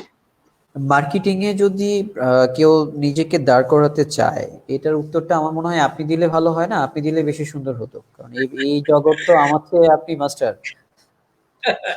না আসলে সোহেল ভাই, আপনি হচ্ছেন গেস্ট, আপনার মুখ থেকেই দর্শকরা প্রশ্নের উত্তর শুনতে বেশি স্বাচ্ছন্দ্য বোধ করে, না না, বেশি আজকে কোনো স্বাচ্ছন্দ্য গেস্ট বোধ নাই, করে। আজকে দুজনেই গেস্ট, আপনিও গেস্ট। একটু প্লিজ আপনি বলেন, আমি ইয়া আমি শিওর। জাস্ট আপনি বলেন। ওকে, মার্কেটিং এ কাজ করার জন্য যেটা করতে হবে, দেখুন প্রথম প্রায়োরিটি হচ্ছে আপনি যদি স্টুডেন্ট হন তাহলে আপনার টপ সাবজেক্টটা মার্কেটিং নিয়ে পড়াশোনা করতে হবে। এখন আমার বুঝার জায়গাটা হচ্ছে আপনি মার্কেটিং বলতে কি বুঝতে চাইছেন সেটাও একটা প্রশ্ন, কারণ বাংলাদেশে মোস্ট অফ দ্য পিপল হচ্ছে সেলস এবং মার্কেটিং কে গুলিয়ে ফেলে। আমি যেটা এর আগেও বলেছিলাম, সেলস এক জিনিস, মার্কেটিং আরেক জিনিস। তো আপনি যদি পিওর মার্কেটিং মানে ব্র্যান্ডিং এর জায়গাটাই যদি বুঝে থাকেন, সেটাও অনেক বড় জায়গা। আপনি আসলে ব্র্যান্ডিংটা কোথায় করতে যাচ্ছেন বা কিভাবে করতে যাচ্ছেন সেটাও একটা ব্যাপার। যেমন আপনি ব্র্যান্ডিং এর অনেক জায়গা আছে, যেমন হচ্ছে ট্রেড মার্কেটিং এ হতে পারে একটা অংশ, মার্চেন্ডাইজিং এ হতে পারে একটা অংশ, তারপরে হচ্ছে দেখা যাচ্ছে কি বলে মিডিয়া, ডিজিটাল মার্কেটিং ও হতে পারে একটা অংশ, তারপরে ক্রিয়েটিভ টিমটাও হতে পারে একটা অংশ, মিডিয়া হতে পারে আরেকটা অংশ। তো এই মার্কেটিং এর ভিতরে না অনেকগুলো জায়গা আবার আছে। সো আপনি নিজেকে প্রশ্ন করেন আপনি আসলে মার্কেটিং মানে কি বলতে যাচ্ছেন এবং আপনার এক্সপার্টাইজটা কোথায়। আপনি কি পিওর ব্র্যান্ডিং এর কাজ নিয়ে বলতে চাচ্ছেন যে আমি হচ্ছে টিভিসি বানাবো, এগুলো নিয়ে কোম্পানির দেখা যাচ্ছে বিভিন্ন ধরনের অ্যাক্টিভিটিস গুলোর সাথে ইনভলভ হবো, সেগুলো দিয়ে কোম্পানির প্রোডাক্টের দেখা যাচ্ছে যে মার্কেটে অ্যাভেলেবিলিটি বাড়াবো, বিভিন্ন জায়গাতে আমি আমার পদচারণা, বিভিন্ন প্রোডাক্টের পদচারণ নিয়ে যাব। ওটা যদি হয় তাহলে এক ধরনের ব্যাপার। আপনি যদি মনে করেন যে না আমি ট্রেড মার্কেটিং নিয়ে কাজ করবো, সেটা এক ধরনের ব্যাপার। আপনি যদি বলেন যে না আমি ডিজিটাল মিডিয়া ভালো বুঝি, সো ডিজিটাল মিডিয়াতে মার্কেটিং ভালো বুঝি, ডিজিটাল মার্কেটিং হচ্ছে আরেক ধরনের ব্যাপার, ওটার জন্য প্রিপারেশন হচ্ছে অন্যরকম। সো আমার মনে হয় আপনাকে নিজেকে আগে প্রশ্ন করতে হবে যে আপনি আসলে মার্কেটিং এর কাজ মানে কি বলতে চাচ্ছেন এবং আপনি কোন জায়গাতে আসলে নিজেকে নিতে যাচ্ছেন এবং কোন জায়গাটা ভালো বোঝেন সেভাবে নিজেকে তৈরি করে নিন। কারণ আমি আসলে জি, এখন আমি প্রশ্ন জানি করার না জন্য যে ধন্যবাদ। আপনার এক্সপার্টাইজটা কোথায়, উত্তরটা দিতে পারছি না, এই কারণে পুরোপুরি আমি ক্লিয়ার করে। আচ্ছা, আমরা আমরা মাজেদ সরকারের কাছে আশা করব, আরো প্রশ্ন আশা করব। খন্দকার শফিকুল হাসান উজ্জ্বল বলেছেন, যার কথা আপনি বলছিলেন, খুবই প্রাণবন্ত একজন মানুষ, উদ্যমী মানুষ। বাংলাদেশের প্রেক্ষাপটে সিংহভাগ ফ্রেশার আসে পাবলিক ইউনিভার্সিটি থেকে, যেখানে চাইলেই কেউ নিজের ইচ্ছে মতো ক্যারিয়ার গোল রিলেটেড সাবজেক্ট পায় না। সেক্ষেত্রে ক্যারিয়ার সেট আপ নিয়ে মাইন্ড সেট আপটা কেমন হওয়া দরকার? আগে কোনটা দরকার, একটা ভালো বেতনের চাকরি না অভিজ্ঞতা অর্জনের সুযোগ? থ্যাংক ইউ শফিক ভাই, অনেক সুন্দর প্রশ্ন করেছেন আজকে, অনেকগুলোই সুন্দর সুন্দর প্রশ্ন করেছেন। সো আমি যেটা বলবো সেটা হচ্ছে যে আপনি যেটা বলেছেন যে সত্যি কথা, আমাদের দেশে যদি একটা মানুষ মনে করেন পড়াশোনা করতে চায় হচ্ছে শুধুমাত্র, যদি সাপ্লাই চেইন নিয়ে যদি বলি, একটা মানুষ ঠিক করে নিল যে আমি শুধুমাত্র ইম্পোর্ট নিয়ে পড়াশোনা করব, এই টপিকের উপর পড়াশোনা করার জন্য না কোনো জায়গা আসলে আমাদের এই মুহূর্ত পর্যন্ত কোনো স্পেশাল সাবজেক্টের জায়গা নেই। আবার আপনি যদি বলেন যে আমি স্পেশালাইজ শুধুমাত্র এইচআর রিক্রুটমেন্ট সিলেকশনের জন্য ইয়ে হব, বেস্ট করে পড়াশোনা করব, তাহলে হচ্ছে আমি এই জায়গাটাতে আমার সুযোগ নেই। তাহলে কি দাঁড়াচ্ছে, আমার পছন্দ মতো আমি আমার সাবজেক্ট খুঁজে পাচ্ছি না, আমার পছন্দ মতো টপিক আমি খুঁজে পাচ্ছি না, আমি যেটাতে পড়তে চাই সেটা আমার সাথে যাচ্ছে না। ইনফ্যাক্ট সব ইউনিভার্সিটিতে সব সাবজেক্ট আমি ঠিক করে নিলাম আমি এইচআরই পড়াশোনা করব, কিন্তু মজার ব্যাপার হচ্ছে কি বাংলাদেশের সব ইউনিভার্সিটিতে এইচআর নেই। আমি ঠিক করে নিলাম হচ্ছে আমি মানে সাপ্লাই চেইনে পড়াশোনা করবো, বাংলাদেশের সব ইউনিভার্সিটিতে এটা নেই। তাহলে এখন যেহেতু আমার পছন্দের সাবজেক্ট সব ইউনিভার্সিটিতে নেই, আবার আমি আবার যে ইউনিভার্সিটিতে সাবজেক্ট আছে সেগুলোতে ভর্তি হওয়ার সুযোগটাও আমার জন্য লিমিটেড, তাহলে এখন কি করব? যেটা করতে পারি সেটা হচ্ছে যে আমি যে সাবজেক্টটা পেয়েছি সেই সাবজেক্টটাতেই পড়াশোনা করি, সেই সাবজেক্টে পড়াশোনার পাশাপাশি আমার ইন্টারেস্টের জায়গা যেটা সেটা নিয়ে ট্রেনিং করতে পারি, সেটা নিয়ে হচ্ছে ডিপ্লোমা কোর্স আছে ডিপ্লোমা কোর্স করতে পারি, সেটা নিয়ে হচ্ছে মাস্টার্সটা করতে পারি, সেটা নিয়ে হচ্ছে কিছু ফরেন ইনস্টিটিউট আছে তারা বিভিন্ন সময় বিভিন্ন অনলাইন ডিগ্রি করাচ্ছে, বিভিন্ন অনলাইন কোর্স করাচ্ছে, সেগুলো করতে পারি। এই জায়গাতে আপনি আপনার প্রিপারেশনটা নিতে পারেন। আমাদের দেশে এখন আসলে ঠিক সাবজেক্ট ওরিয়েন্টেড কোনো চাকরি আসলে হয় না। ফর এক্সাম্পল আমি যদি আমাকেই উদাহরণ হিসেবে নিয়ে আসি, আমি হচ্ছে ফিজিক্সের একটা স্টুডেন্ট, আমি ফিজিক্সের স্টুডেন্ট, আমি কাজ করছি হচ্ছে এইচআর এ। সো আমাকে এইচআর এ আসার জন্য আমার এইচআর এর এমবিএ ডিগ্রি নিতে হয়েছে, আমাকে প্রচুর আমাকে ডিপ্লোমা নিতে ডিগ্রি করতে হয়েছে দুটো, আমার ডিপ্লোমা ডিগ্রির পাশাপাশি হচ্ছে আমাকে আরো অনেক প্রচুর ট্রেনিং করতে হয়েছে, প্রচুর পড়াশোনা করতে হয়েছে। তো এগুলো সবগুলোই করার মাধ্যমেই হচ্ছে আমি নিজেকে তৈরি করেছি। So same as for everyone. আমার মনে হয় এটা শফিক ভাইও যদি বলেন, শফিক ভাইও পড়াশোনা করেছেন হচ্ছে যে সাবজেক্টে, সেই সাবজেক্টের টপ মানে রিলেটেড জব করছেন, সো ওনাকেও যেটা করতে জি, হয়েছে পরবর্তীতে ওনাকেও এমবিএ করতে হয়েছে। So that's it. এটার উত্তরটা তো সবার জন্যই ধন্যবাদ হয়ে শফিক গেল। ভাই, সুন্দর প্রশ্ন করেছেন। শফিক ভাই, তো সুন্দর প্রশ্ন করার জন্য লাইভটি আশা করি শেয়ার করে দিবেন। আপনার কাছে খুব গুরুত্বপূর্ণ একটা প্রশ্ন সোহেল ভাই, যেটা হচ্ছে আপনি নিজেও ন্যাশনাল ইউনিভার্সিটিতে পড়েছেন, আমি নিজেও ন্যাশনাল ইউনিভার্সিটিতে পড়েছি। আলহামদুলিল্লাহ আমরা আমাদের নিজেদের যোগ্যতা বলে, দক্ষতা বলে, নিজেদের চেষ্টার বলে একটা পজিশনে আমরা সার্ভাইভ করছি। আমরা সার্ভাইভ করছি এবং চেষ্টা করছি আরো এগিয়ে যাওয়ার। এখন চেষ্টা করছি আরো 10 জন 20 জন 100 জন মানুষকে নিয়ে এগিয়ে যাওয়ার। তো অনেকের ধারণা আমি বলবো, অনেকের ধারণা, ক্যারিয়ার মেন্টর হিসেবে আমি এটা রেগুলার পাই, যে আমরা তো ন্যাশনাল ইউনিভার্সিটির ছাত্র, আমাদেরকে ভাইভাতে ডাকে না, ইন্টারভিউ ডাকে না, ডাকলেও হয় না চাকরি। এই যে একটা দোলাচল, এই যে একটা তাদের যে একটা বিভ্রান্তি ধারণা, এটা থেকে আপনার আসলে আপনার পরামর্শ কি, যারা আমরা জাতীয় বিশ্ববিদ্যালয়ে ছিলাম বা এখন আছি, ভবিষ্যতে থাকবো? সত্যি এই প্রশ্নটা আমার কাছেও আসে, তখন আমি নিজেও এই প্রশ্নের উত্তরটা এভাবেই দিই যে দেখুন, আজকে ন্যাশনাল ইউনিভার্সিটি থেকে পড়াশোনা করে ভালো জায়গায় আছে, ভালোভাবে নিজের এক একটা ডিপার্টমেন্ট সামলাচ্ছে, ইনফ্যাক্ট শুধু ডিপার্টমেন্ট না আমি বলবো কোম্পানি সামলাচ্ছে, এরকম অসংখ্য উদাহরণ আছে। বাংলাদেশের সবচেয়ে বড় ইউনিভার্সিটি হচ্ছে ন্যাশনাল ইউনিভার্সিটি, বাংলাদেশে সবচাইতে বেশি স্টুডেন্ট হচ্ছে ন্যাশনাল ইউনিভার্সিটিতে, সবচাইতে বেশি ক্যাম্পাস হচ্ছে ন্যাশনাল ইউনিভার্সিটি। সো এত স্টুডেন্ট, আপনি চাইলেই নিজেকে অনেক বেশি এক্সপ্লোর করার সুযোগ আছে। সো আপনি সেই এক্সপ্লোর করার সুযোগটা কেন নিচ্ছেন না, কেন নেবেন না? সো আমি বলবো হচ্ছে আপনি যদি ন্যাশনাল ইউনিভার্সিটি এই ভেবেই নিজেকে পিছিয়ে দেন, আপনি তো আপনাকে পিছিয়ে দিয়েছেন। সো অন্য কেউ আপনাকে পিছাতে হবে না, অলরেডি আপনি পিছিয়ে গেছেন। সো আপনাকে মাথায় রাখতে হবে আমি কোথায় পড়াশোনা করছি, দ্যাট ইজ নট ইম্পর্টেন্ট। আমি কি জানি, আমার লেভেলটা কোথায়, আমি কোথায় নিজেকে তৈরি করেছি, কিভাবে আপডেট করেছি, কিভাবে ডেভেলপ করেছি, আমার মাঝে কি কি কোয়ালিটি আছে, দ্যাট ইজ ইম্পর্টেন্ট। জি, ধন্যবাদ। এই প্রশ্নটি অনেক আসে, আর আমি আরেকটা কথা বলতে চাই যে আপনাদেরকে একটা তরতাজা এক্সাম্পল দিতে চাই, যেটাকে বলে আর্নিং এক্সাম্পল। সেটা হচ্ছে আমাদের বর্তমান জিপির যে সিইও ইয়াসির আজমান, উনি নিজে ন্যাশনাল ইউনিভার্সিটি থেকে এসেছেন। এবং শুধু তাই না, আমরা তো সরকারি কলেজে পড়েছি, বেসরকারি কলেজে পড়েছে। হাবিবুল্লাহ বাহার ইউনিভার্সিটি, হাবিবুল্লাহ বাহার আর আরেকটা ইউনিভার্সিটি মালিবাগে সম্ভবত, এটা হচ্ছে মালিবাগ রেলগেটের কাছে, রাইট? সো আমি বলবো হচ্ছে আপনি যদি ওনার উদাহরণটাকে নিয়ে আসেন তাহলে এটার সাথে আমি এটা অ্যাড করব। উনি হাবিবুল্লাহ বাহার থেকে যেমন পড়াশোনা করেছেন, এটা হচ্ছে ওনার একটা পরিচয়। ওনার আবার আরেকটা পরিচয় হচ্ছে উনি ঢাকা ইউনিভার্সিটির আইবিএ থেকেও পড়াশোনা করেছেন, এটা ওনার আরেকটা পরিচয়। তো উনার এক্সাম্পলটা যেহেতু এনেছেন, আমি এটার সাথে এটা অ্যাড করতে চাই। ওই যে বলেছিলাম যে কোথায় পড়াশোনা করেছেন দ্যাট ইজ নট ইম্পর্টেন্ট, আপনি নিজেকে রাইট। আপগ্রেড করার জন্য কি কি করেছেন দ্যাট ইজ ইম্পর্টেন্ট। আমরা যেটা নিয়ে আজকে এই যে 1-1.5 ঘন্টা হয়ে গেল, এই 1.5 ঘন্টায় আমরা যত কথাই বলেছি, প্রত্যেকটা কথাই আপনাকে একবারও বলি নাই আপনি কোথায় পড়াশোনা করছেন, কি সাবজেক্ট নিয়ে পড়াশোনা করছেন, কিভাবে করছেন, কোথায় বসে করছেন, আপনি কি সোফায় বসে পড়াশোনা করছেন, আপনি কি অনেক দেখা যাচ্ছে লাখ টাকা দামে চেয়ারে বসে পড়াশোনা করছেন, নাকি আপনি খাটে শুয়ে শুয়ে পড়াশোনা করছেন, নাকি 300 টাকা দিয়ে কিনা একটা খাটের মধ্যে, মানে কি যে বলে, এই যে নীলক্ষেত বাজারে পাওয়া যায় যে খাটগুলি, ওগুলোতে বসে ঘুমিয়ে পড়াশোনা করছেন, that is not important. Important হচ্ছে আপনি নিজেকে কোথায় রেখে কোথায় নেওয়ার জন্য তৈরি করছেন, বা কোথায় নেওয়ার জন্য আপনি কি কি ওয়েতে নিজেকে ডেভেলপ করছেন, দ্যাট ইজ ইম্পর্টেন্ট। আপনি নিজেকে ডেভেলপ করুন, ডেভেলপ করলেই দেখবেন আপনিও আরেকজন গ্রামীণ ফোনের সিইও হতে পারবেন। আপনি শুধু গ্রামীণ ফোন কেন, বাংলাদেশে তো অনেকগুলো কোম্পানির সিইও এখন বাংলাদেশি মানুষই, যেমন স্ট্যান্ডার্ড চার্টার্ডের দেখা যাচ্ছে বাংলাদেশ পার্টির হেড হচ্ছেন বাংলাদেশ, এই কি যে বলে বাংলাদেশি, রবির হেড হচ্ছেন বাংলাদেশি, তারপরে হচ্ছে ব্রিটিশ আমেরিকার টোবাকোর হচ্ছে বাংলাদেশি, তারপরে হচ্ছে Bangladeshi, GP Bangladeshi most of the market foreign Spencer, market investment Spencer country যতগুলো বাংলাদেশি। কোম্পানি আছে মাল্টিন্যাশনাল, সবগুলোর হচ্ছে বাংলাদেশি। ইনফ্যাক্ট আমিও একটা মাল্টিন্যাশনাল কোম্পানিতে কাজ করি, ওইটারও বাংলাদেশ পার্টির হেড জি। হচ্ছে বাংলাদেশি। সো সবগুলো জায়গায় এবং মজার ব্যাপার বলি, আমি যে কোম্পানিতে কাজ করি এই কোম্পানিতে হচ্ছে পুরো ম্যানেজমেন্ট বডি হচ্ছে বাংলাদেশের, এখানে বাংলাদেশের বাইরে কেউ নেই। তারা বাংলাদেশের সবাইকে ট্রাস্ট করছে, তারা মানে টাইম টু টাইম আমাদের সাথে প্রতিদিন যোগাযোগ করছে, আমাদেরকে হয়তো গাইড করছে, আমাদের মেন্টর হিসেবে আছে, কিন্তু ওরা আমাদের ম্যানেজমেন্ট বডিতে নেই। তাহলে পুরো ব্যাপারটা হচ্ছে কি, আমাদের বাংলাদেশের মানুষটাই সেটা অনেক দূর নিজেকে নিয়ে এসেছে বলে আজকে সেটাকে এই দায়িত্বগুলো নিতে পারছে। সো নেক্সট জেনারেশন আপনারা যারা আছেন, আপনারা আরো অনেক বড় বড় দায়িত্ব নিয়ে নিজেকে আরো অনেক বড় জায়গায় নিয়ে যাবেন, সেটা আমরা বিশ্বাস করি। কারণ আমরা যদি নিজেকে এই জায়গায় আনতে পারি, আপনারা অনেক সুযোগ সুবিধা পাচ্ছেন, আপনারা চাইলে আরো অনেক ভালো একটা জায়গায় নিতে পারবেন। তো সেটার জন্য আবারও ওই নিজেকে ডেভেলপ করতে হবে, সেলফ ডেভেলপমেন্টের দ্বিতীয় কোনো বিকল্প নেই। জি, ধন্যবাদ। যারা প্রশ্ন করেছিলেন, হারুনুর রশিদ সাহেব প্রশ্ন করেছেন সৌদি আরব থেকে।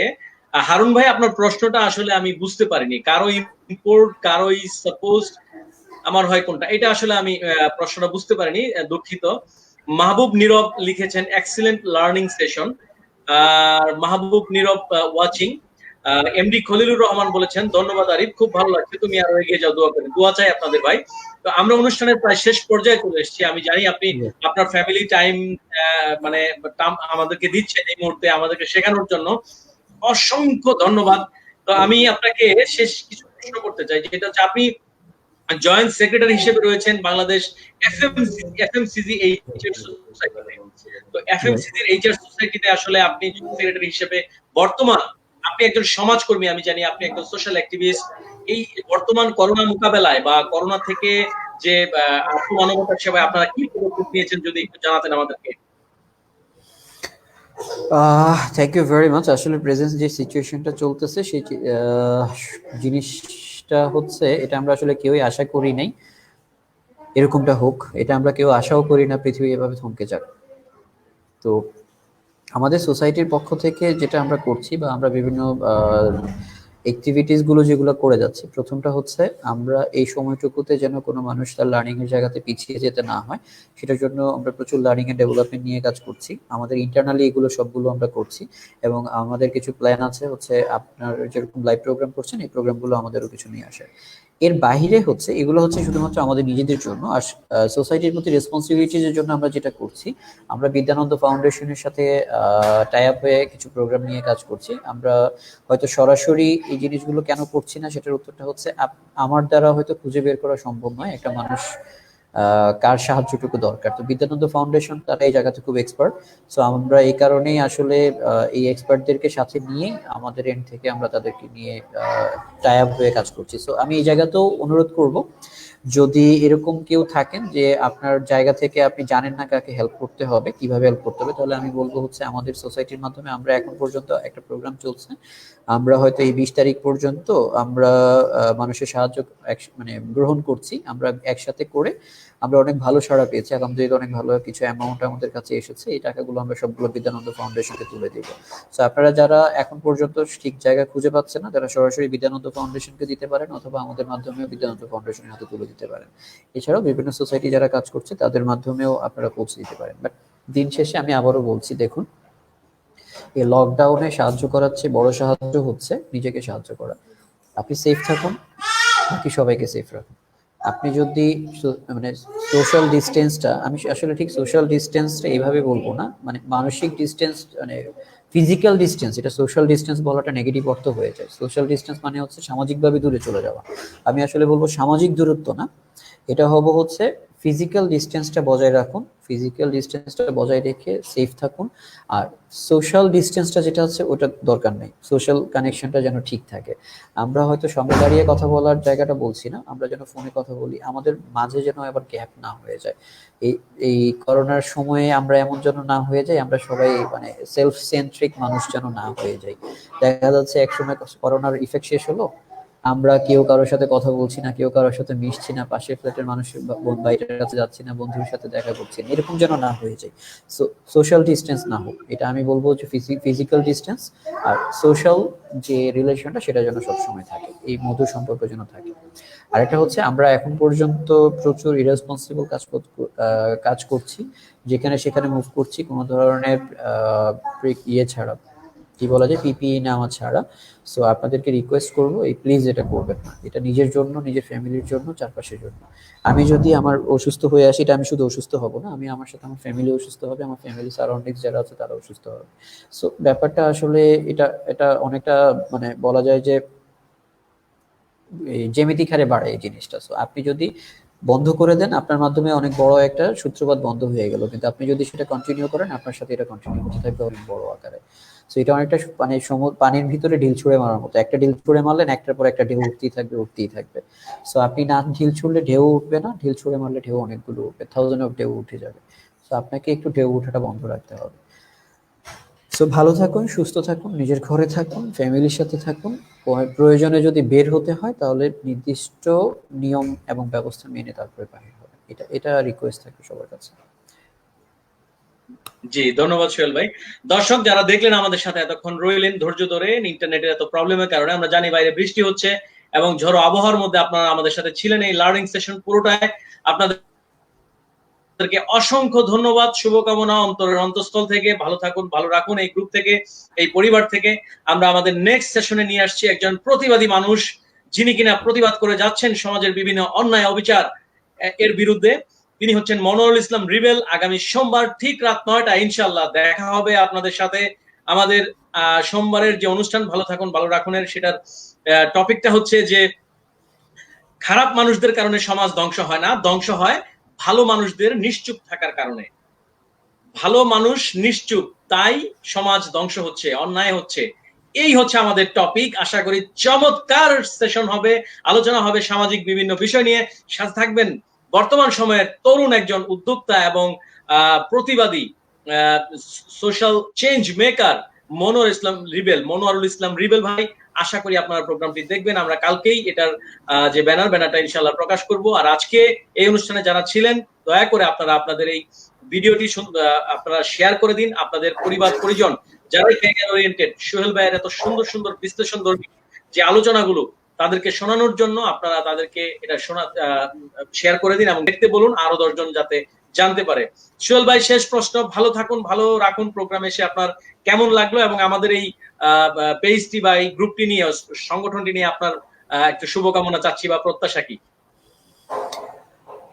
নামটাই আসলে যেভাবে দিয়েছেন, এটার পছন্দ না করে আসলে উপায় নেই, এবং এর ভালো কথা বা ভালো চাওয়া কোনোটাই না চাওয়ার সুযোগ নেই। আমি সবাইকে বলবো নিজেরা ভালো থাকুন, সবাইকে ভালো রাখুন, ভালো থেকে ভালো রেখে ভালো থাকুন, ভালো রাখুনের সাথে থাকুন। জি, ধন্যবাদ সোহেল ভাই, আপনাকে অনেক অনেক ধন্যবাদ। কষ্ট করে ভাবিকে সময় না দিয়ে, বাচ্চাকে সময় না দিয়ে, ফ্যামিলির টাইমটা আমাদেরকে দিয়েছেন শেখানোর জন্য। আশা করি আমরা একসাথে কাজ করব এবং ভবিষ্যতে আবারও আপনাকে আমরা পাবো ইনশাআল্লাহ। সেই পর্যন্ত ভালো থাকবেন, নিজেকে সুরক্ষিত রাখবেন এবং অন্যকে যেভাবে সুরক্ষিত করার জন্য পরামর্শ দিয়ে যাচ্ছেন, সেই পরামর্শ দেয়াটা অব্যাহত রাখবেন। শুকরিয়া সোহেল ভাই, আপনি ভালো থাকুন, ভালো রাখুন। ধন্যবাদ আপনাকে। সুপ্রিয় দর্শক, আমরা একদম শেষ পর্যায়ে চলে এসেছি। যারা এখনো ভিডিওটি শেয়ার করেননি তারা শেয়ার করে দিবেন। আর আজকের মতো এখানে আমি আরিফুল হক সরকার বিদায় নিচ্ছি। দেখা হবে নেক্সট প্রোগ্রামে উইথ মনোয়ারুল ইসলাম রিবেল ভাই। প্রতিবাদী কণ্ঠস্বর, তার সাথে সব আপনাদের যত প্রশ্ন আপনারা করতে পারেন। সেই পর্যন্ত সবাই ভালো থাকুন, ভালো রাখুন। আসসালামু আলাইকুম, শুভরাত্রি। শুভরাত্রি।